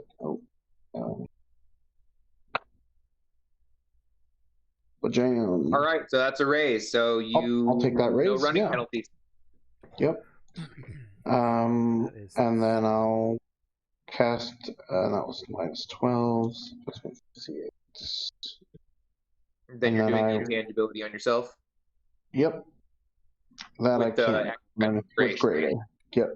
So that's going to be 8. So that's going to be 20 points this turn. But whatever. I rest 1 hour. It's all back. 10 rounds of speed, huh? Huh? 10 rounds. Yep. No multi-action penalties. Isn't that neat? I think that's neat. Oh, whoops. All those notes aren't necessarily correct. I just didn't. That was what I had last time, and gotcha. I didn't correct it. And then let's do intangibility. Plus, so this will be 8 more points. And that's going to go ahead and be another raise. So, minus 8. So, if this thing is supernatural, then I get to, even while I'm intangible, reduce 8 points of. I essentially have like 8 points of supernatural armor. That's cool. If it somehow can affect you at all, it's still gonna have a hard time doing it. Yeah, it's still hard. Yeah, that's how intangible I am. I'm barely there. But I'm gonna assume if I'm intangible that rough terrain doesn't affect me. No, you will you will not be worrying about falling down like the Yeah. effects of ground. You will essentially be able to interact with solid surfaces of your own volition. Mm-hmm. I will assume that intangibility works like Well, like the way you were saying before is that like you set your own floor, because otherwise I'd just fall through the ground infinitely. exactly. Yes, you're sort of creating your own. Yeah. Yeah. But it also doesn't give me the ability to fly, so I feel like just like set the ground where you're at. Yeah. Yeah, and you're not really. It literally can't roll under you because you cannot interact with it other than So that makes sense. Yep. So, So so cool. if something bursts up beneath me, it can swallow me, but I can walk out. All right. So Of course, if it tries to swallow you, it will slobber and call Morphus. So our first goal should be eliminated before it can think it has food. all right, Mary, you're sped up. Your friends are here. They're all either fly. One of them sprouted wings and alighted upon the air. The other more or less disappeared to everyone's extrasensory perception except for yours. You would actually still be even without detection, even if you sort of you'd still be able to know where Spike is with your supernatural awareness at least. Mm-hmm.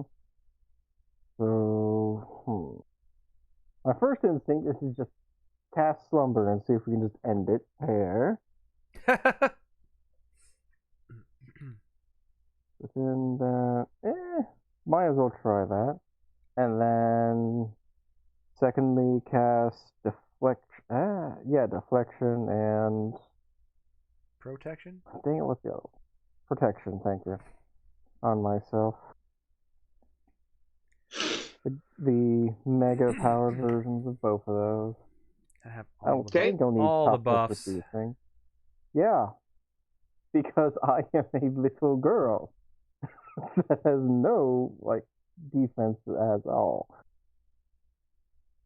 So to start off with Slumber, Greater Slumber. That's 2 for Slumber. Greater Slumber. You are like half dead though. Like you like. I was more worried about the mummy, but the mummy's probably dehydrated as part of the process. Mm-hmm. So I don't think they'd smell it. Also, it probably smells like incense or something. Okay, so it's only one.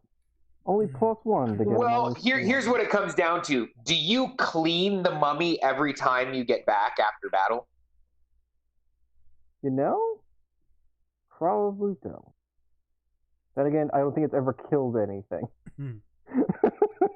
No, but it's taken a lot of swipes, you know what I'm saying? So like it's got flesh under its fingernails for sure. Not that that's, like I hadn't thought about that.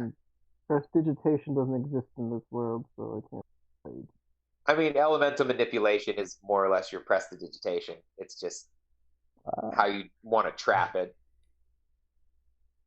Anyway, so Slumber. It only costs 3 for this episode. And it's actually within range right now. And yes, being in this house as long as you have been with Slkawi, he would have actually opened several different, they don't look like windows, but they're just, swinging panels. Yeah. And so you would know where enough of those are that you could open one with the ready action to get your line of sight. Okay, well, that will be an action. Oh no, just opening it up. It's just like a ready action. So it's just like, if you want to draw a weapon, if you want to, you get 2 ready actions. So like, it's just, it's your swift. It's one of your swift actions. Oh, there you go. Over I don't there, expect you to be drawing weapons. You're generally the one to draw a laser pistol and then kill everything you shoot at. Even though I really should be able to. So casting, that's a raise, so it's a -4 for the worm. The slumber? Greater slumber. Okay. Just sure you're casting a lot of Raise on the greater slumber. Yep. Well, if there's only one, that'll take care of that, right? That would be nice, but somehow I doubt that we're that lucky. Yeah, no. That thing's done. So it goes down. It falls asleep. We'll put the eyes. I got a sleeping one. It's a little face with a little Z on it. Aww. Yeah! Yeah, buddy. Okay, so that one, it goes to sleep. Alright, and then I'm starting the deflection and protection. Okay. Because that is not the only one. We're not that and you basically, like, it's sort of, like, steadily, like, inching forward, kind of like, and it just sort of, like, comes to a crashing, like, just to a crashing stop, and, like, slides a few more feet. Slides down the screen a little bit. Kind of rolls a little bit, yeah. Actually, yeah, that, I forgot about that, yeah, so...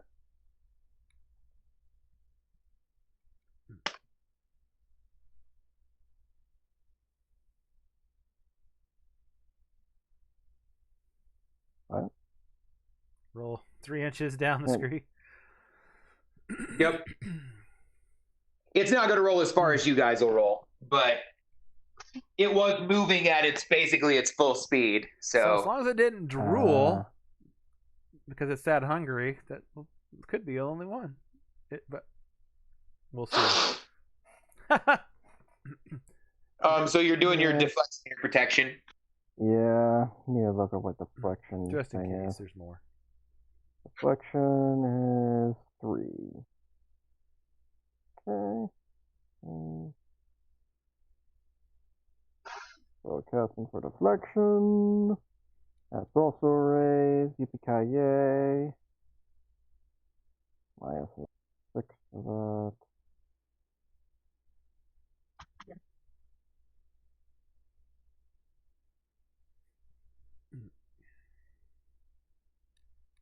And then protection. Which I can never seem to get a raise on.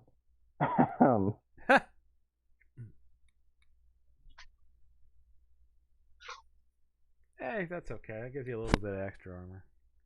Yeah. All right. New round. Maybe. At the end of the round, why doesn't everybody needs to roll a notice roll? Make a notice roll. Both like buried fish will have a +2 to his. Spike will have no penalty, and Mary will have a -2. Because I am up in the building. Yeah, because you're essentially still 7. Okay.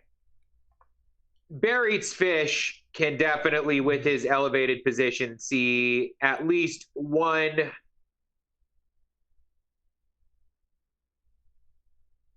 Can see at least one more riffle coming from the southwest. Yeah, I figure there's gonna be one. Okay. And Spike, with his sort of intangible contact with the ground, can sense many more. Oh no. Many more. Like 1, 2, or lots? You can definitely there's at least one more than the one that Barry's face. Like you can definitely kind of like okay, well at least this will like kind of around there and off to the right of it. There's probably another one. Like yeah, at least, but like I mean you are intangible, so like I'm trying to be as indistinct as possible. Okay. All right. at the end of the turn, the Erica in the robot is basically going to please advise, and she will take essentially one sort of defensive action, as will the mummy. I tell her to get on something solid, if you're not already, and pull back at this point. There's not much. Now, okay, here's something to consider. If it does, obviously she can grab the worms one. Are only size. The worms are size 7, and the ogre is size 9. Yeah, if absolutely necessary, she can try to grab it and strangle. Yeah, it. like realistically, the ogre is substantially larger. I mean, it could probably pick up one of these by the neck and throw it, given the proper, given the luck. Like, it's physically possible.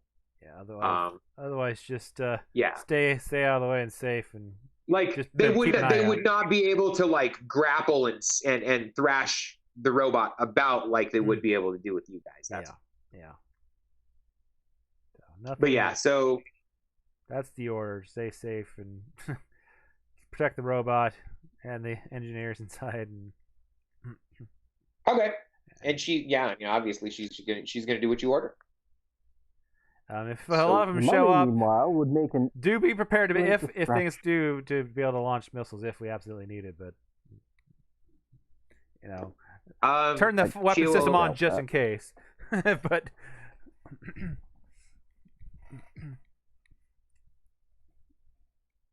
the mummy will make an excellent distraction if they go after it. Mm-hmm. Yes. And we will assume that they are off to sort of like the northeast. The robot is. Okay. And the mummy is also kind of in that direction. They can throw the mummy. Do you want them to do that? Do you want them to have that be their sort of defensive action and the mummy's defensive action? Have them throw it? So he gets into the battle faster? Chuck it in our general direction. Okay. But so I know it technically can't be like wounded with anything but fire. But could it still like have its arm? Well, come I mean, off? it's got a giant vibro sword and a railgun that could be damaged. It also could like. I thought Fletcher took the railgun back. Fletcher took his railgun back, but gave him a cactus juicer, like a railgun shotgun. It was a lot cheaper. You're right. You guys have an in with Bandito arms. But no, you could. If you want to if you want her to throw like basically what's going to happen is the mummy is going to have to make basically an agility roll at -2 with an additional -2 for each range increment that it is beyond the first of the robot. And if it fails, it's going to be shaken and prone. And if you get a crit fail, it will actually just be destroyed outright. It'll just hit the ground and it'll damage the amulet rather than the mummy itself. Like, does that seem reasonable? Like, does that seem like a reasonable extrapolation? Could be. Oh shit! Am I off? What do you guys think? Should we do that? I don't know. It's that big a penalty. Is it really worth it? -2. Can you hear? I can hear you. Okay. Is that like a reasonable enough extrapolation? Yeah, I think the penalties are fine. So it's whether. Yeah. It's up to Mary. Yeah. So it's how far do you want to throw it? How far away are we? Like, how far away is the map itself? Like, basically, you can get. I'm trying to think. You can get it about here with just the basic evasion penalty to not go prone. You can get it 6. You could get it to there with a -4. I'm not seeing where you're. Yeah, I'm not seeing your pings at all. Yeah. Yeah. Oh, sorry. Show to others. Sorry. Line. I'm actually doing line. Oh, Um, yeah, I can't see anything. Oh, there you go. Oh yeah, You I see- just want them on the map. do you see it now? Yep. Yeah, I see it. So like that would basically you would throw. Basically, Erica makes a piloting roll to throw, because all of her piloting is Yeah. That would you'd have to make an agility of -2, or be basically prone and shaken. Okay. If you want to go up to 12, that's agility -4, or be prone and shaken. And up to 24, agility -6, or be prone and shaken. With the caveat, if you critically fail on the land, it breaks the amulet. Yeah, that's not. So it's up to you. Like, I mean, you could get it all the way there, but you're probably not even going to be, it's going to thud into the ground not gonna and stick stay that for a long. while. Just the 6 is fine. Just on the map. Okay. Okay. Erica. So why don't you have Erica make a piloting roll? She's not going to have any penalty for that. She's not really. Yeah. Wow. So cool. Cool. And you know what? She's able to throw it. She's able to throw it gently enough that it's not going to take the -2 evasion roll. We'll just say that with the raise. That's agility roll. So just a straight agility roll with the mummy to not go prone. Okay. And fine. All right. So it has a hard landing, but it lands enough on its feet that it's able to come to a skidding stop. It didn't get a raise, so it can't move any, but it's there. Yay. At the beginning of the round. So the first thing that's going to happen is the canyon worms are going to converge. Upon Converge.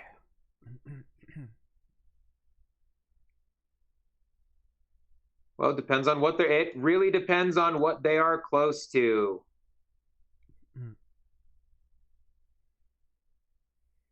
So the two that Barry's Fish and Spike were pretty sure coming up, they definitely get up. They are both going to run. Quote unquote run. Move really fast. 9 and 12. Dang. Yeah, which they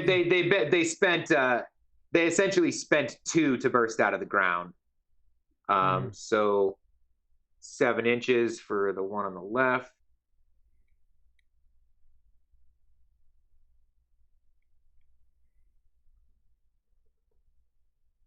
And 10 inches. No, they're heading for the old man. He's on a rock. I mean, he's not necessarily.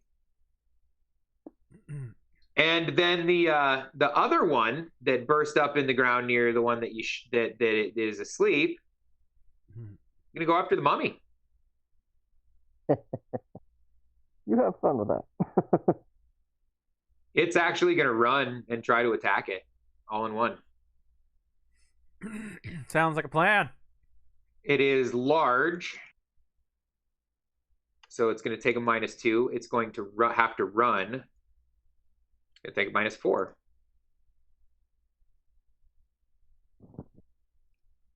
See if it makes it there.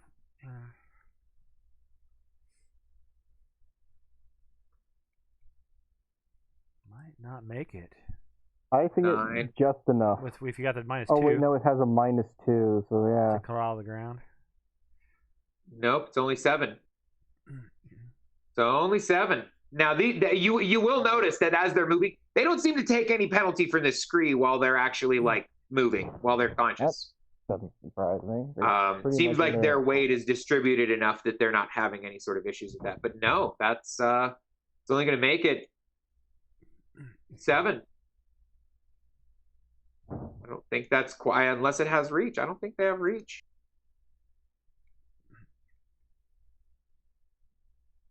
Nope. So it gets there, but the other one's not dead, but it's not going to wake up right now. Buried fish. from now on, the robot will attack on, or the robot will act on your discretion. Okay. Well, I don't really want to get close to them right now. So, let's see if lasers work. And I will pull back the plunger on my laser bow. And You gonna just do all 3 shots? I think so. Okay.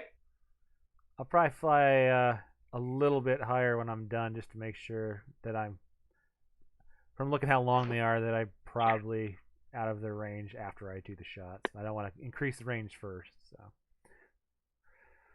Yeah, they're maybe as long as Fletcher is, so they're maybe like 15, 20 feet long.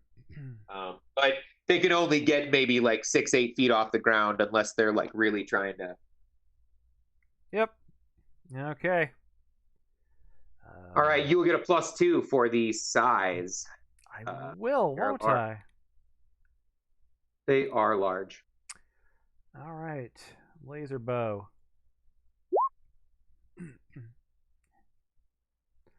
4 is a target number, so that's a hit. That is a hit. So it's only 9 damage, armor piercing 2 from the laser. Might not. It does not do enough damage to hurt it, but it definitely looks like it could. Like, yep, we're gonna. Your bits. It is not mega damage. We'll do another attack, which just barely hits.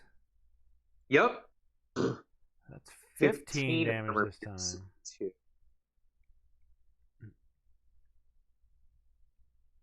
That is not quite enough. You look like you're getting some. That looked like it was a pretty solid hit. All right, we're gonna just keep firing. And it's just not going through. These are tough. Not enough. Not enough. Just too much toughness. They are big. They are big. Yeah. But it's definitely you're close. You're definitely close. The that second shot definitely, like, it felt it. Yeah. We will probably we may do something different next time, but that gives me an idea. Are you kind of just sort of hovering in that same spot, just making sure you're out of range? Yeah, I'm gonna go a little higher and get a little farther away from this way a little bit, up and a little closer to Slkawi. And then I will direct Erica to see if she can lock him some sort of armor piercing. If she's got, some sort of toughness pierce. I don't know if it's going to have armor. She has armor piercing missiles. She has high explosive missiles that also have a substantial amount of armor piercing. And then she has plasma missiles that have it burns.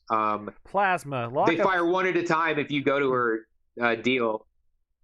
Well, we'll have. I just wanted to lock on, but not actually fire yet. I don't want to waste the missiles but see if she can get a aim, basically do an aim maneuver. You want her to you basically want to go on hold with her? Yeah. To okay, yeah, they're mini missiles, so they're just lock stock. There's no guidance. Right. It'll just be a shooting roll. Well, can she do an aim maneuver for this round and then to get a bonus on the roll next time? Sure. Yeah, I mean, she's got sensor targeting, so that'll offset any of the consistent penalties, because there will be a size penalty. Yeah, I think an aim maneuver would be. Yeah, get an extra +2 next round if I actually decide to have her fire. Yeah. Sure. Yeah. Why don't you mark? Yeah. So have her mark. Yep. We'll mark aim on this one over here then, and if we decide to fire next time, we'll make sure we hit it. Damn right. Damn right. Okay.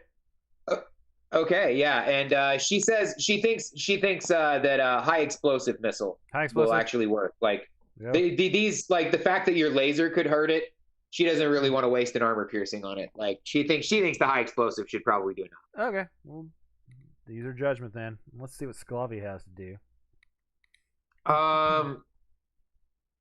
I mean, Slkawi's not going to do much besides crawl up the wall, like, couple inches, at half his pace and take a pot shot with his custom double rifle.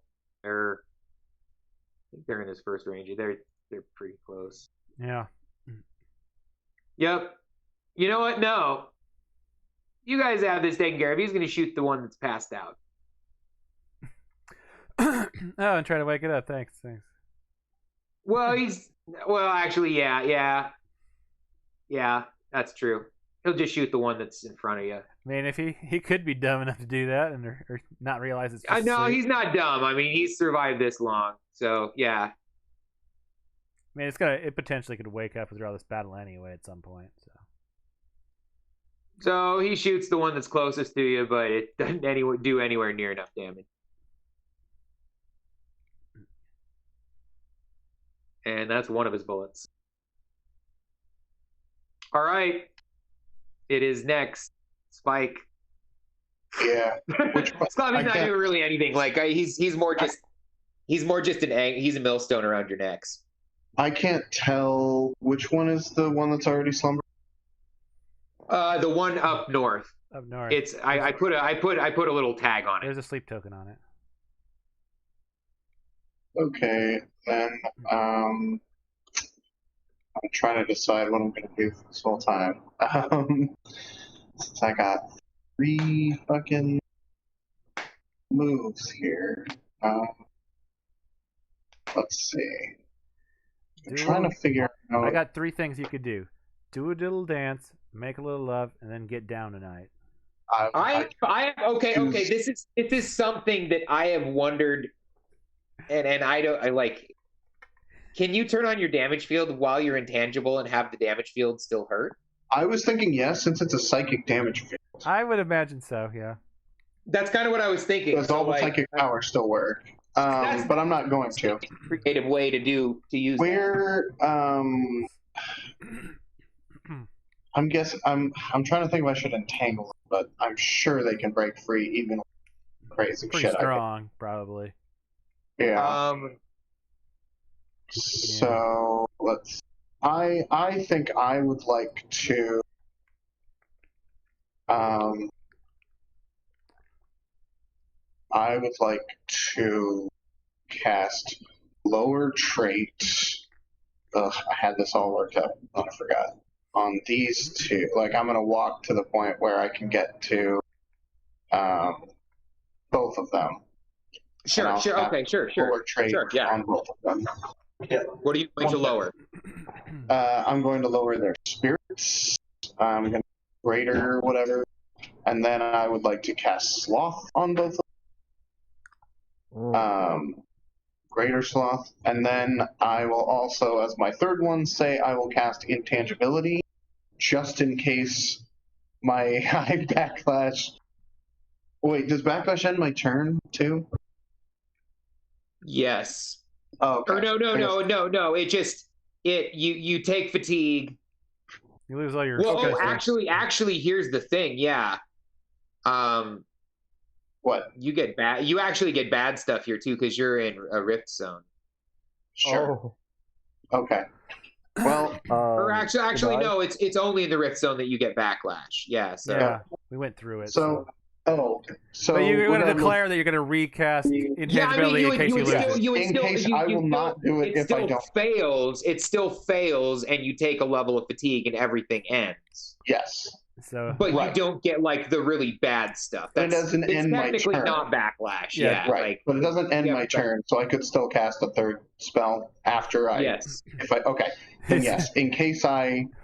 Backlash on one of the first 2. He's already declared he's gonna then recast intangibility. And then I will just not cast it if nothing goes wrong. Yep.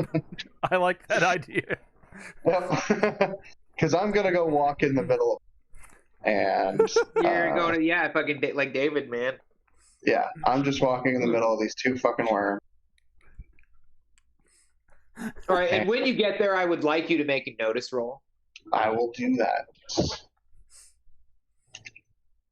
You don't have to, but I'd like it if you did. Okay. Okay. You noticed a It's little gonna be bit. bad. I mean, you can't quite pinpoint. You're pretty sure these aren't the only two others, but there aren't any that are like as close as these two that you. Yeah. I was You're pretty sure definitely there were. there's definitely none under you or like nearer than those two. Okay. I will. Yeah. First, I'm gonna cast lower. Are you doing the greater so that they're at a -2 to all of those things? I'm doing greater and strong, and I'm adding the fatigue modifier too. Okay. So that'll be as long as their trait is lowered, they will be fatigued. 7. Yes, correct. So that'll cost me 7. Oh, actually, and you got your biomanipulation, so if you get the raise, it might also do that too. Correct. Okay. So let's go ahead and cast that for 7. Where is it? Boost lower trade. Interesting. Oh, I'm not selecting myself. That's why. I think. Oh, it has damage set up for boost lower trade for some reason. I just skill only. Why is it faith? Why did that do faith? Anyway, go to the skill. that one's set up wrong. That one's set up wrong. When you switched it from that to that, it automatically defaults to faith because it's got it. Okay, well, I'm just going to use the damn regular psionic roll and not worry about the. That's fine for now. Regular thing. Double 4s. Let's do the free reroll. Okay. I'll take the 11. Oh gosh, yeah. So on the raise, they are fatigued. They are double fatigued because they get one from the fatigue modifier and one from the biomanipulation. And this one is. Hang on a second. I want to see. Let me see. Boost lower trait. Well, ow. Yep. Spirit roll at the end of the turn. So it's -2 points to their spirit. They're 2 die type lowers. They have a -2 to their spirit, and they have a -2. And they have a -2 to the actual. And they have an additional -2 to try and shake off the effect as well. Yeah. Plus the fatigue adds the double fatigue adds another -2. So they're at fucking -6. Okay, hang on. I need to shake it off. Do they get an immediate save against this though? No, it's at the end of each. It's at the end of each of their turns. Oh yeah, slightly. Yep. And we could lowering a trait has a duration of instant and lowers the selected speed with a raise. A victim automatically tries to shake off the effect of the spirit roll as reaction at the end of his following. Yeah, the lower. So I am going to edit, duplicate. And just a reminder there, Brandon, you can't add fatigue on something they don't get an immediate save roll or soak roll on. But you got them on the lower trait they do, right? So no, they don't. So only his biomanipulation will work.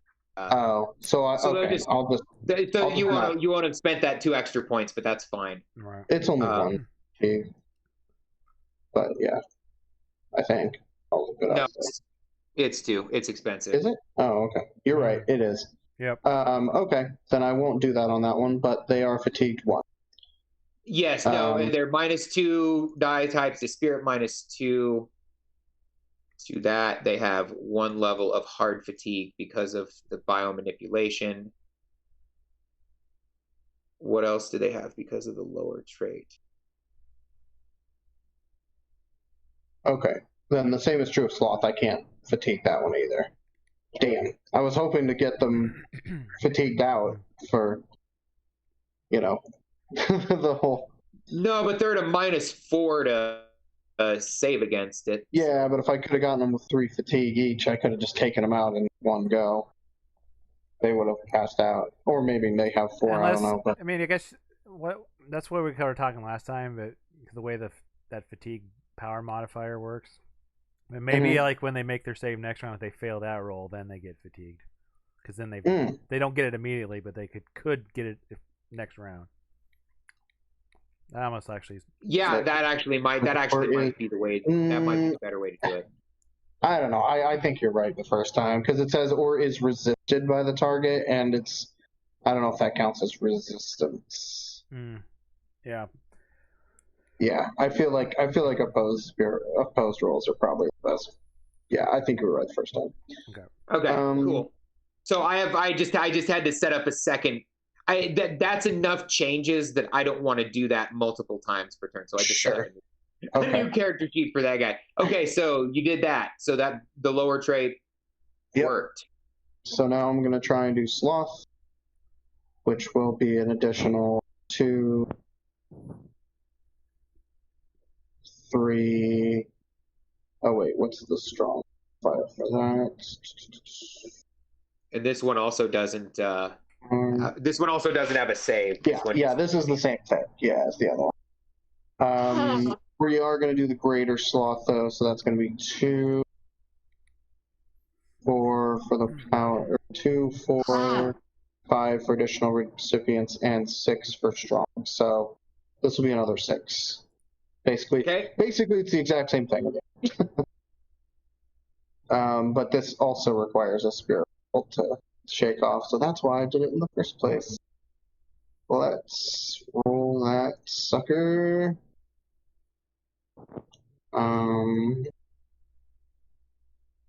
And sloth. I'll take a 10. Yeah. And I will just not cast my intangibility spell then. So yeah, so they are now. I'm just gonna put those on there for now. Those seem reasonable for now, just because like sloth and speed, they're sloth and lowered trait. They're beaten down physically and they can't move. Yeah, their spirit is beaten down as well. They now cannot run, and they are vulnerable. So I'll go ahead and mind link to everybody near enough to say, get those two.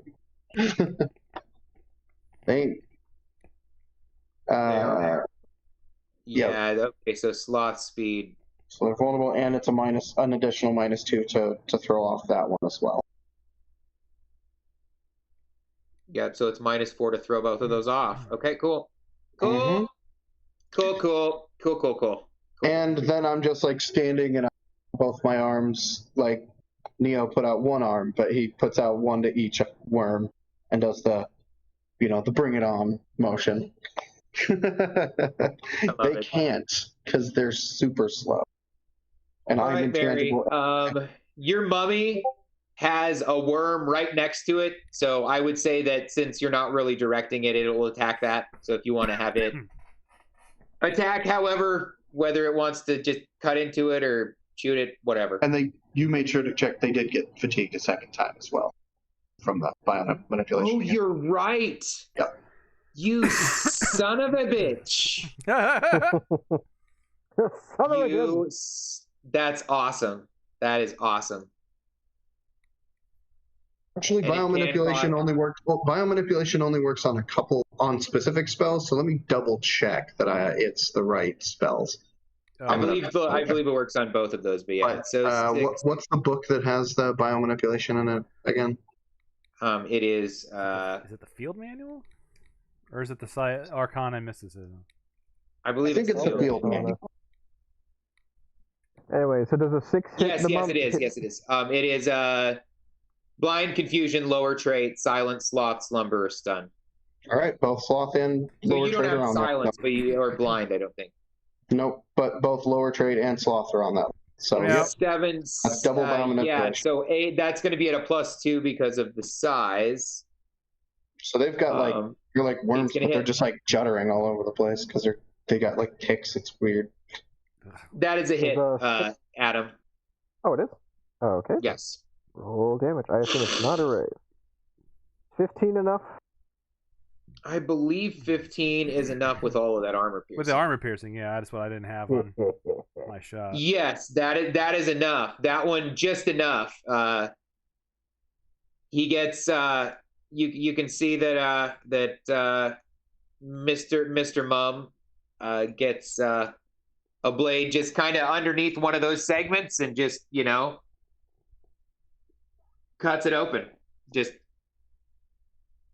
pops the spot where it was trying to bite at him from off of the rest of the body.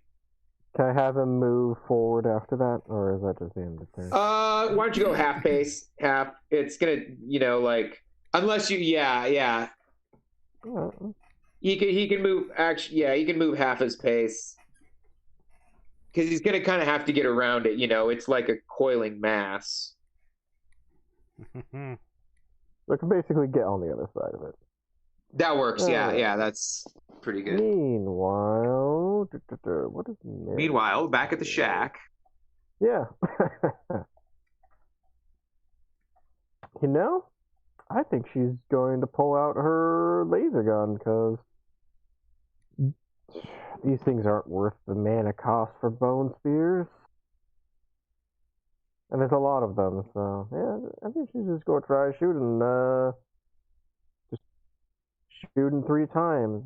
This one twice, and this one once, I guess.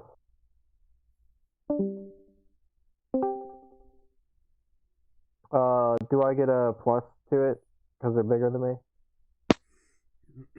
Sorry, I faded out for a second. Do I get a plus? Do you get one now? I'm going to shoot them. Do I get a plus for 2. them being bigger than me? 2. The one that's near. Which one are you shooting? I mean, just in general, yes, you do. That one down here. I was thinking about shooting this one twice and this one once.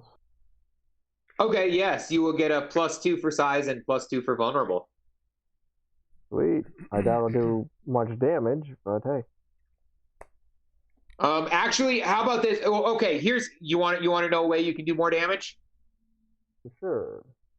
If you want to spend one of your actions to make a stealth roll, and then shoot with the following 2, if your stealth roll is successful, you could potentially get the drop. Sure, why not? Might as well try. That is a valid use. Now, no one wants to generally do the stealth roll with the shot because that's a multi-action penalty, but you have the multi-action penalty to spare, and you want more damage. Yeah, and you have something to hide behind, so because you're in a building. Yeah. And you haven't drawn their attention. 4 may work. I don't know. Are you happy with a 4? Might as well try betting it. I got 4 of the darn thing. Conviction. No. That would apply to all the shots as well. Sure, 5. Roll their notice. Okay. You will definitely have the drop, so that'll be +4 to hit and +4 to damage rather than it'll overlap the vulnerable, so you will get +2 for size to attack, +4 8 to hit, the and 4 to damage. Attack for vulnerable, and +4 to damage for vulnerable.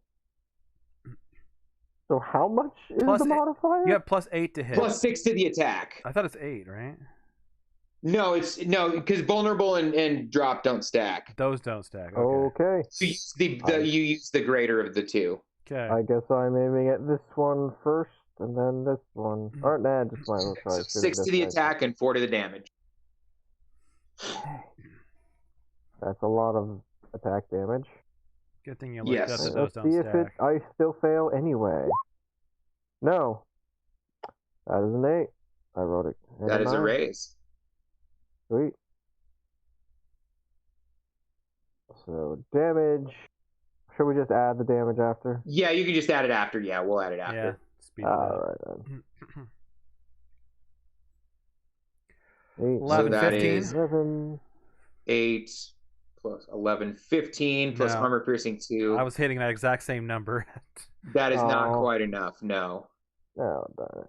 you could spend a penny to reroll damage, but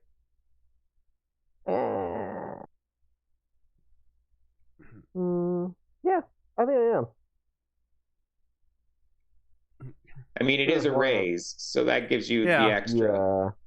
It's a good time to try it. Roll damage.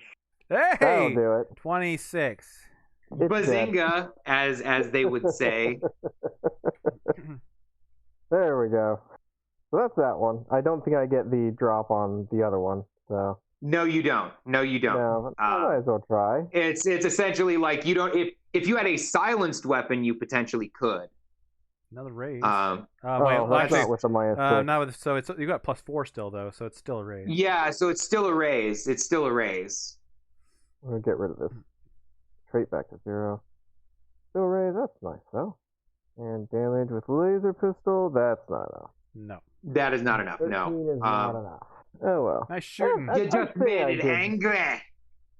I'd say I did a good job this round. I think so. All right. Giant canyon worm. So We're back to the top. Yeah, that's back to the top. So you are new correct. card. Yeah, right.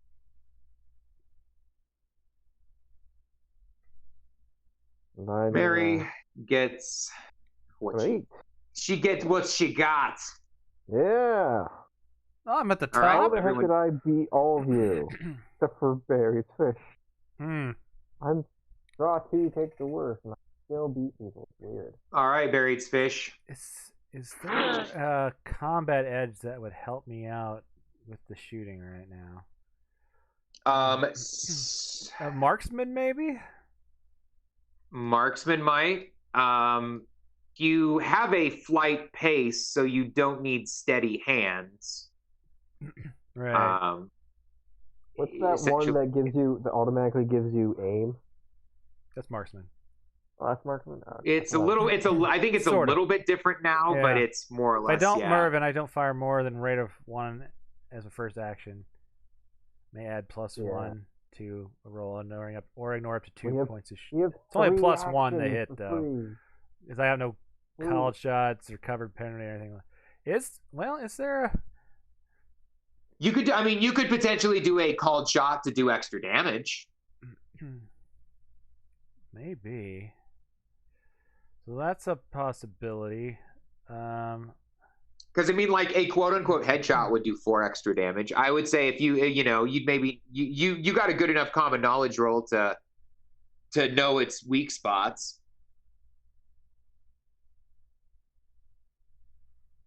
I don't think rapid fire would apply to this weapon. Let's see a giant. And what's that giant killer? Is that a combat edge? Yeah. Veteran. I'm a veteran, so that counts. Your hero knows how to. You add a D6 damage when attacking creatures who are 3 or more sizes larger. Definitely.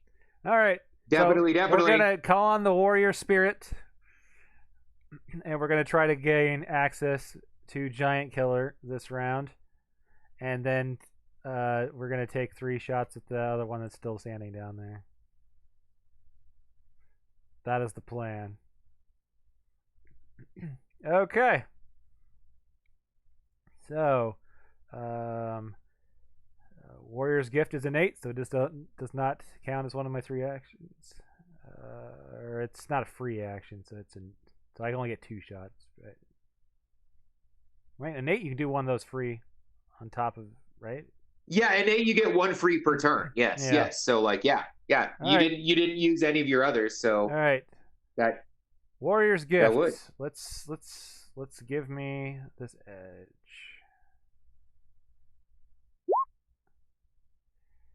Yep. The and 2 you doesn't can't matter, but raise. that's in there. Yeah, you got the modifiers, but like, yeah, it's still a success. So Okay, that cost me 3 power points. So now I have the Giant Killer, so I'll get an extra D6 on the damage. We'll take shots. We'll make sure we're still in range here. This other one.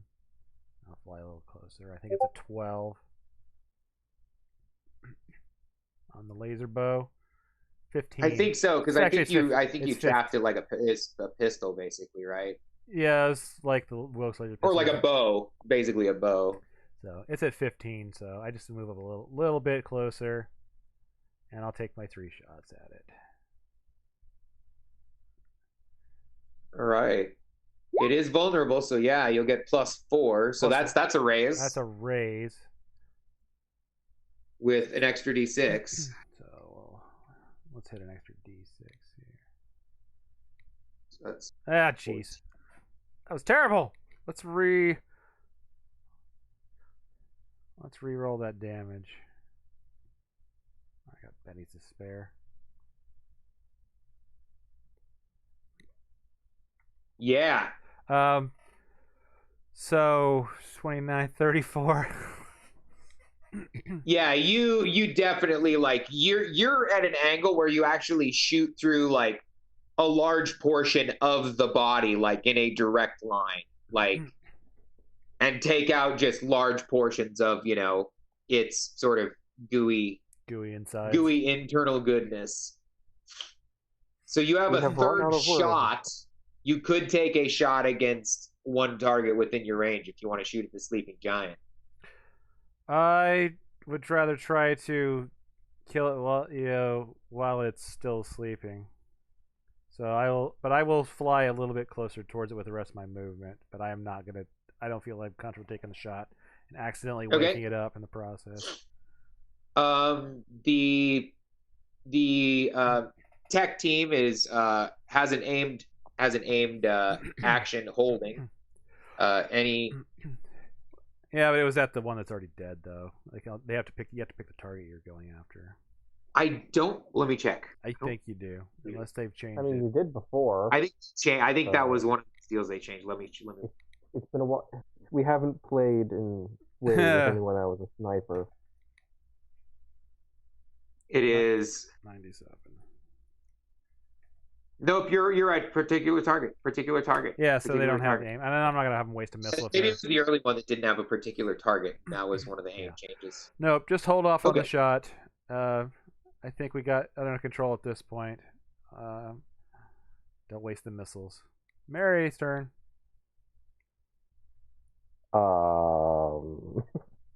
I guess Mummy goes after sleeping one to coup de grace if it can reach it. With the scree, if I don't know where it starts. Yeah, it's if you want to move more than half pace, that would have to run that and maybe fall down. And yeah, that ain't so you would run. You would have the running penalty and the evade penalty essentially to try to not fall on your face. And I don't know if you're as lucky as old Slkawi.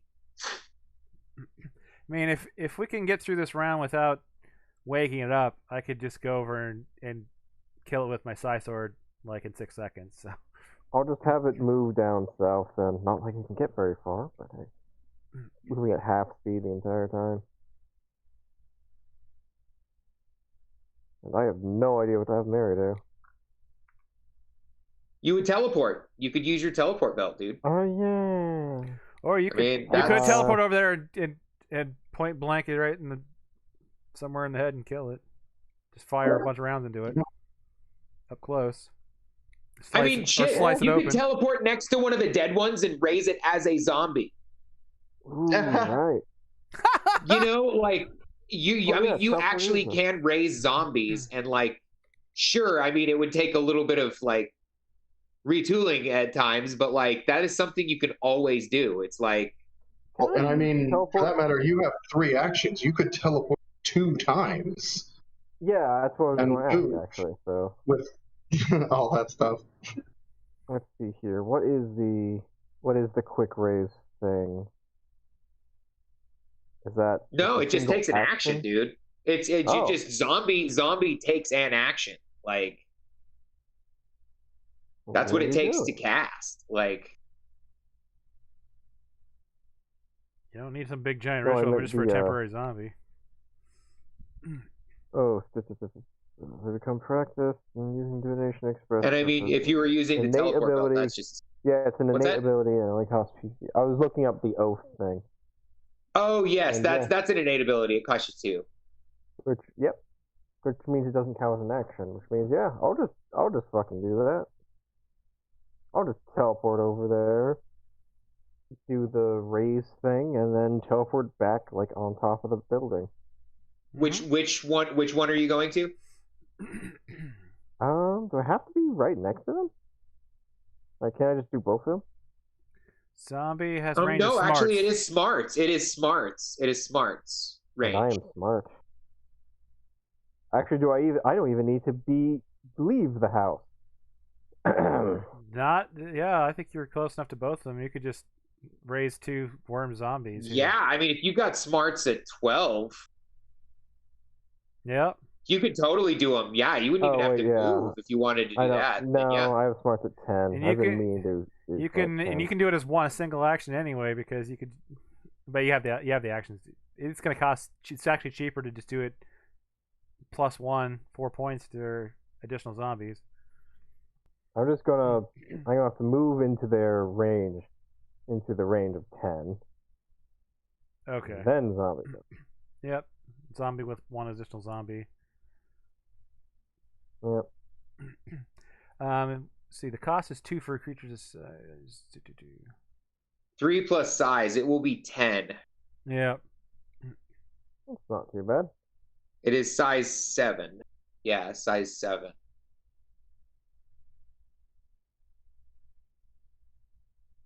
Size 7, man. Zombie canyon worms. Here we go. I think I only raise 1 because that's. I mean, it only costs 9. It only drops the cost by 1 if you only do. It'll be half your cost. Like, if you want to do a second one, it'll be at half cost, rounded up. Is it that is true. So if you wanted to do the 2 of them, that would be 15 total. Yeah, plus the 2 to beat Cat 2 for the oath. Which do I need to cast? Oh yes, you would. Yes, you would be. I would say you could do it. You could do it. The oath for both of them. Yeah, I mean. Okay, yeah, it's half. Is the oath? Is that a spell cast or is it just automatic? It is a spell. You would still cast it. But it is an innate ability. Like. All right, then casting spell for oath. You still get to reroll because it is divination. Yep. All right. Reroll. So actually, in the future for that oath, we should just have you roll your divination skill. Do you want to spend a Benny to reroll that? You know what? Sure. This is fun. All right, come on, dice. There we go. Oh yeah. All right. And they're definitely both. Yeah, they just want to eat, man. They just want to eat. The animus the animus spirit just wants to eat. So they will both accept. They'll both come back as zombies for you for an hour. All right then, and then spellcasting to actually raise them. Yes. I'll take that 9, thank you. So there goes 17 points. That's more than Fletcher even has, I think. Just barely. He's got 20. He has exactly 20 because he starts with dragons get 10 and then they double any extra in addition to like the 10 that you get from an arcane. So I'm going to put the bones on these guys. I'm not going to actually give them any extra stats yet. Okay. You don't have a mind link. So they will be under your control. So what would you like them to do now that they're animated? I mean, they're... I have them hunt down all the others of their kind. Okay. And they're stronger and tougher than their other kind. So the one that is here is... He's no longer... Yeah, they're no longer fatigued. No. They no longer have any of those terribles. So those fatigued ones have now become zombies. That actually works out really well. So this one's just going to go 11 inches. That way. Go basically straight to the one that's sleeping and get it, it looks like it's going to. And then this other one. That's probably all we need to do now is just sit back and watch them eat their friend. Let's...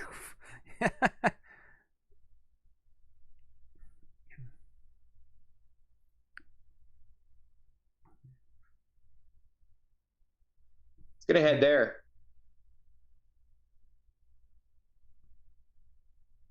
In that direction. They're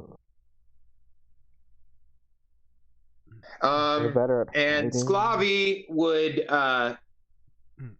move up just a few more, a bit up higher on the rocks, and say, when they smell blood, they come running. And Spike, you know that there's more than just the ones that you guys see. Mm-hmm. Like the one that this one's going after. Brandon? Brandon? Is he Hello? here? You're muted. Hello. Sorry. There. Sorry about that. No worries. Yeah. Okay. There are more, but you have two zombie. Mm-hmm. And you know what? Well, I'm gonna turn their borders green. Excuse me. I don't know what I can do. Is this one still sleeping? Yes, but the one zombie that's going north looks like it's going just straight to it. Barry's fish is also I started flying that direction too. Just yeah, Barry's fish is at least hold my like turn. close.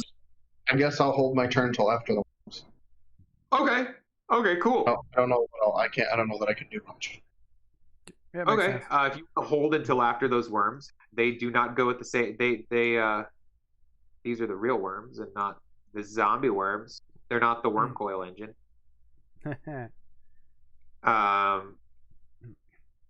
many more are popping out of the ground? Yeah, there are several more that are going to pop out of the ground. One would assume one for each of these rubble piles. You would assume pretty correctly. I forgot to put on the GM layer. Nicely The done. path's not gone, but not all of them actually. Just two more. They're coming in Just- waves. Yeah, the other two don't actually have any. I rolled a random number and then kind of just Plopped him out there. Yeah. plunked them out there when it became necessary. Worm fight. Worm fight. But mine are stronger. Tougher. And just better. So yeah, the giant canyon worm is going to do a run to try to get there. Does he even know the other one's coming after him? The zombie one. Oh yeah, oh yeah. They smell blood. They're gonna eat. They eat. That's a feeding frenzy. They even eat each other. Whew. You would I guess would hate- it's not smart enough to know the difference between a zombie one of their own and a dead one of their own. Like, you know what I'm saying? Like they're Yeah. Well, it's dead, so might as well eat it. Don't let the meat go to waste. kinda, yeah. Like, looks like meat's back on the menu, boys. I would hate to see the golden lotus worm version of these things. Yikes. So they're both gonna sort of crawl in that direction after it. Distractions. Spike.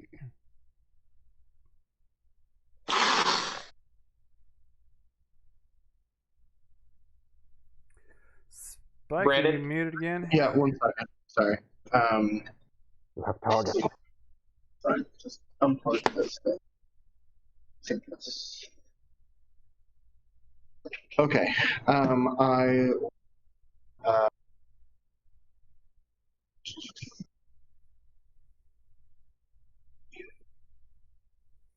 You can always spend 1 to double your range or 2 to triple it too. So That's a fair point. That's a fair point.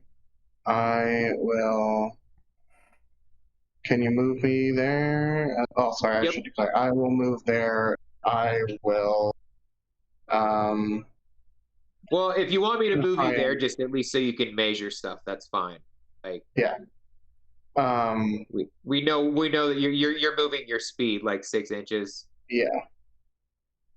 And it's like So 14 to that one.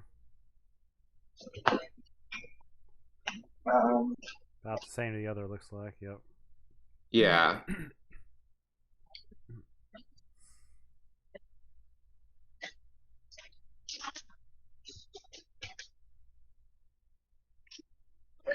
And then I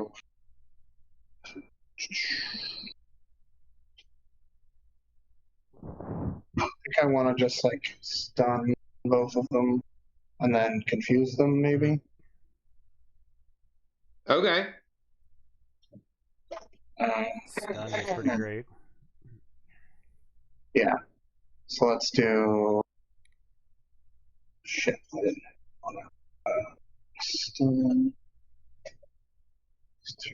Then again, can I see a large blast template again? Oh, yeah, because I can't move it. Can you put it here? I just want to see if it'll. See if they'll hit both of them. Yeah. That's cutting it close, one way or the other, I think. Did we lose Jordo? Jordo? Jordo back! Our God is in mobile. Hello? Yeah. Sorry, just Discord's being wonky. Being wonky today. Could you move The Yeah, large can you- blast template. a large template? See if A it'll large hit brush both. template there.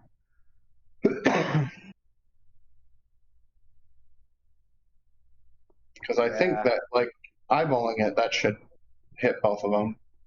It's gonna be.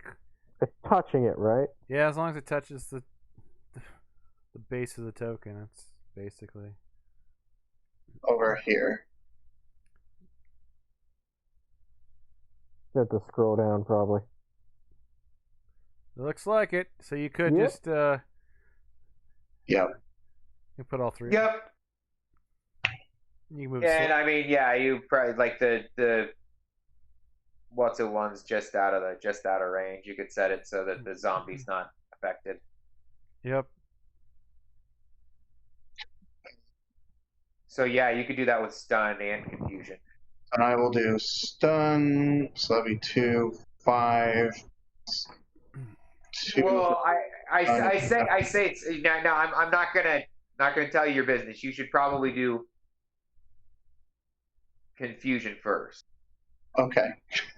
Because that Yeah. makes it distracted, which puts a -2 to all rolls that it's going to make Sure. in the future. And the confusion, I believe, just happens. Might not, but No. If he fails a smart. no, it is. So this will also you could, That's fine. but they're both biomanip powers in. Yep. So, sure, I'll do confusion first. So let's do 1 plus 3. Is the burst template close enough that I'll need to X zombie one? No, you will not. It is at enough of an angle and arc that Okay. you. Then I'll go There's a 1. point where you can do this. And that'll be 6. And since it does have to resist this, I will put the fatigue modifier on this one. Okay. So that'll be 8 points for that. Yep. So -2 or -4 with a raise.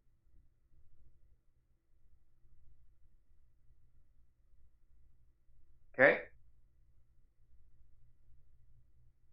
8. Okay. So -4.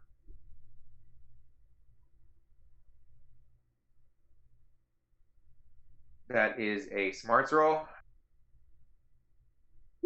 Near. Not a surprise Yep. there with their D4. I figure they're not that smart. So they're both So- confused, and so they're both distracted and vulnerable. Yep, and both That is a states are thing. removed at the end of the next turn because of your concentration. Yep. All right, now. Okay, so stun. Yep. So now I'll stun them.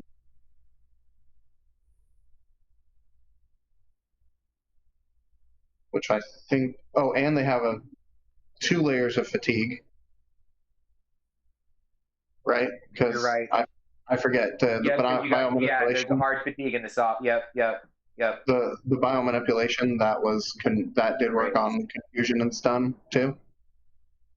Yes, confusion and stun. Yes, they are both. I just looked. Yeah, so those are both. That's awesome. Oh god, that's just The only one that painful. you don't have is silence, I believe. I think silence might be. And blind. I don't have blind either. Oh, blind. Sure, yeah. Okay, so stun. Yeah. Stun. Do I not have stun? Oh yeah, It doesn't have many options. It just has area of effect and greater. Yep. Basically the same though, because I have to resist it again. So. But now they're fatigued. Well, but like, yeah. Vulnerable. Realistically, the magic fatigue, the modifier is not going to actually add anymore because it can't incapacitate them.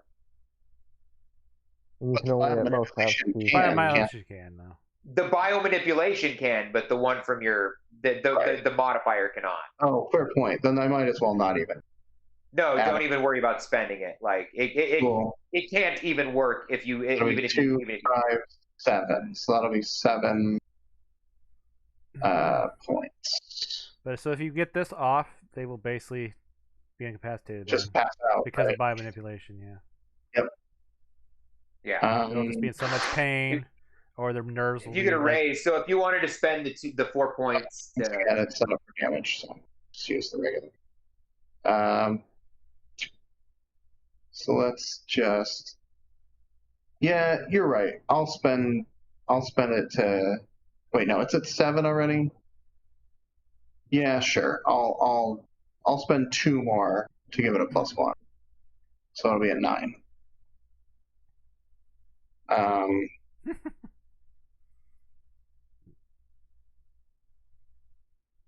Oof. I'll free reroll. Oh, I didn't add the +1 to that, but it wouldn't have mattered because it was still at 6. But yes, free reroll.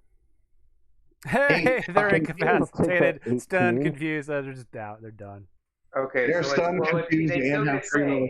saved. So they are. If they say, they still have the same to save, I guess. I just broke their fucking brains. Is what happened.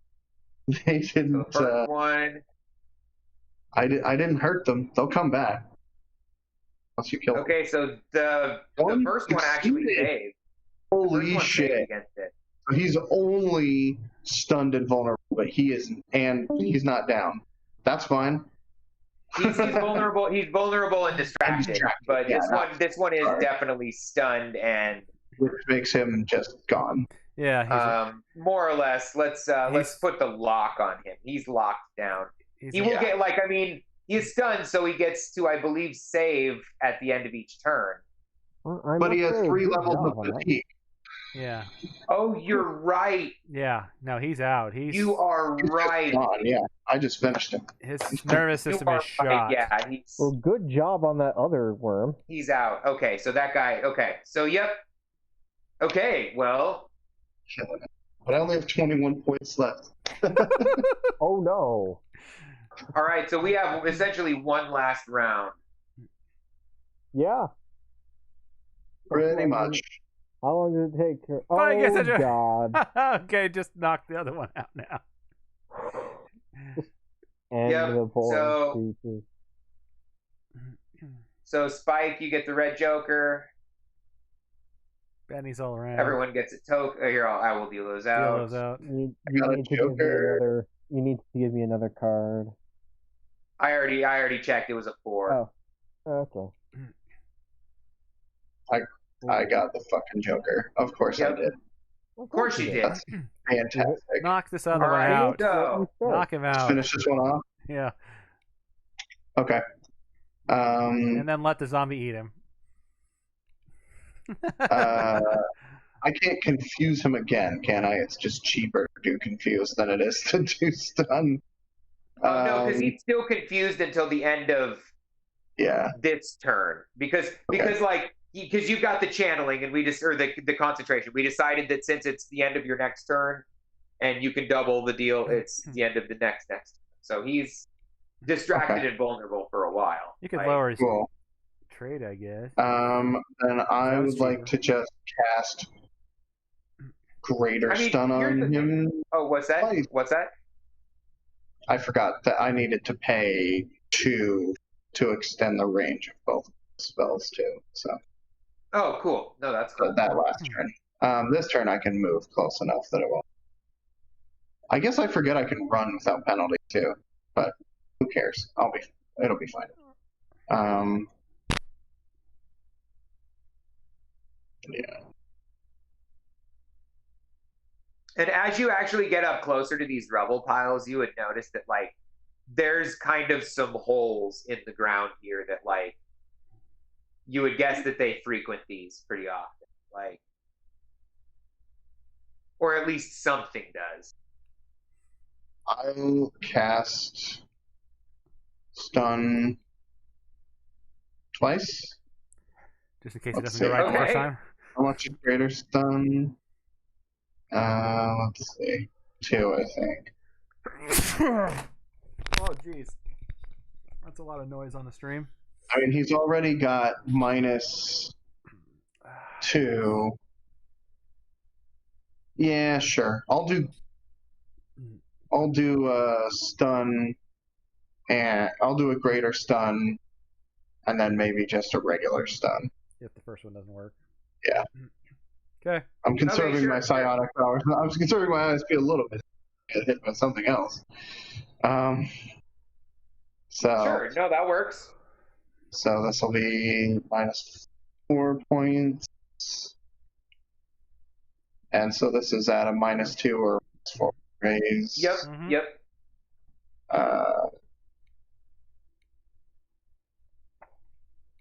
So that's a raise.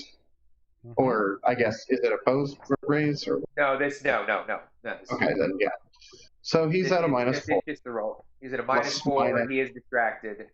This is stunned. So this is vulnerable. Vigor. Yep. Goodbye. Nope. Unless you're gonna Benny that. I mean, I might as. No. I think that. I mean, that's just epic. That's just epic. Too epic. You want to let it go. Yeah, I forgot I had a joker. Oh yeah. I maybe should have earlier, but that's just too epic. Like. Yeah. And I had a joker, so I got up and that too, and it didn't. I didn't even add the +2 for the joker. Yep. And we will just assume that Mary's also goes and sort of basically just starts chomping down on that, thrashing about. The zombies just kind of start eating, and it seems like all is well. All right. And there was much rejoicing. Much rejoicing. Yum nom nom nom. So now that all of those things are gone,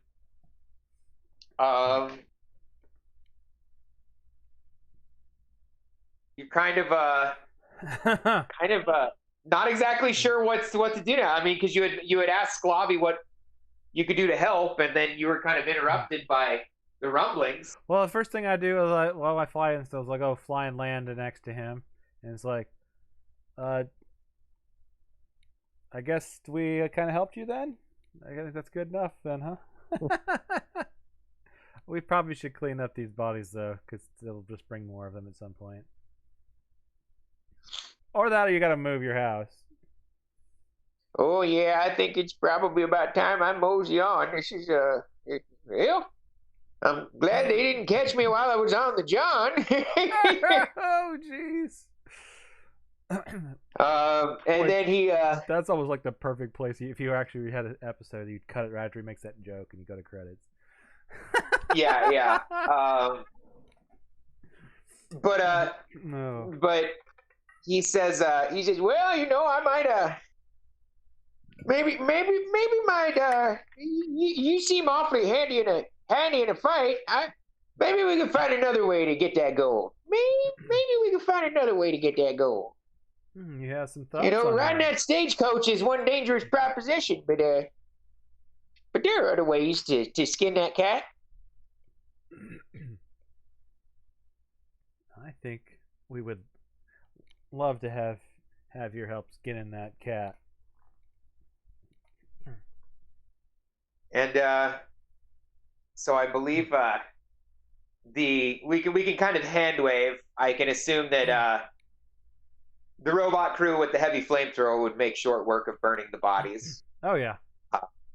The worms themselves, the zombie worms would, remain for the hour to also probably help with some of that, but they would not be